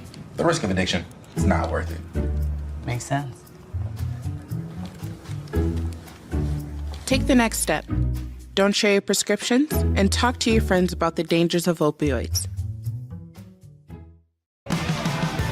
Well, the Applesox lose a heartbreaker here tonight to the Kamloops Northpaws by a final of 6-5. Back and forth ball game as Kamloops scored the first run of the game in the first. Wenatchee tied it with a run in the fifth. Kamloops took the lead on the big 2-run home run by Joey Rico in the eighth. Wenatchee came right back in the bottom of the eighth and tied it with 2 runs there, but then allowed 3 runs in the top of the ninth, and they tried but just couldn't quite come back in the bottom of the ninth inning, scoring 2 but leaving the tying run at third base. And boy, this one hurts. 7 losses in a row, Brandon. Yeah, it does. And you could account this or put this towards the Applesox not playing well, but honestly, they played pretty well. Other than we had that one error that ended up costing us a couple runs. Kamloops played exceptional defense, and we didn't get many hits tonight, and that was basically the bottom line. Is Kamloops came out and they played exceptionally well. Yes, so they deserve to win. 6 hits for the Applesox is it tonight. And we strung them together. By the way, had five of those in the last 2 innings. Yeah. So when you only get 1 hit in the first 7 innings, and it was a dribbler up the first or third baseline, it's going to be tough to win. I do commend us for executing. We had a couple of sacrifice bunts that we ended up putting into play.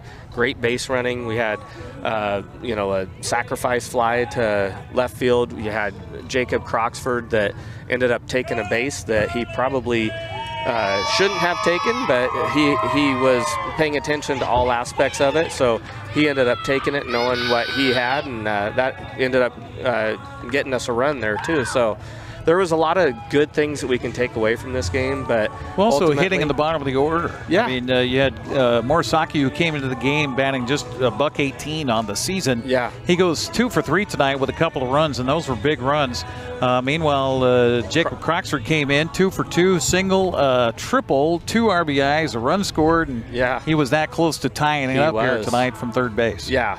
So that's a good thing. Now, if we can just get the top half of the lineup going, which they're in the top half of the lineup because there are better hitters. So that they've just got a little bit of a hiccup going on right now, and hopefully we can get out of that. These 2 teams will play again tomorrow night at 6:35 and then again on Thursday at 6:35. So come out to the ballpark and cheer on the Applesox. Much cooler weather over the next couple of days in the 80s rather than these near triple digits. That's going to wrap it up for our broadcast here tonight. I want to thank our crew. Our studio producer is Ethan Leonard. Line producers tonight, Tucker Wagner and Malcolm Whitehall. On cameras, Callie Benson, Eli Ginter, I should say, and also our production assistant, Tim Bernowski. For Brandon Schmidt and I'm Eric Granstrom, again, the final here in Wenatchee. Kamloops comes out on top. They beat the Applesox 6-5. Have a good night, everybody. Spy Busich. Thanks for watching Wenatchee Applesox Baseball right here on the NCWLIFE channel. Tonight's broadcast was sponsored by our Platinum supporter, Alpine Air Heating and Cooling. Also by Abby's Pizza, Apple Valley Honda, Biosports Physical Therapy, Caldwell Banker Cascade Real Estate, Global Car Care, Harvest Valley Pest Control, the Highlander Golf Course and Grill, the Kennedy Real Estate Group, Les Schwab, Sangster Motors, Save Mart, Tacos Shava, Together for Youth, Valley Tractor, and Alpine Air Heating and Cooling. This has been a special presentation of NCWLIFE Channel Sports. We now return you to normal programming already in progress. So the Applesox will advance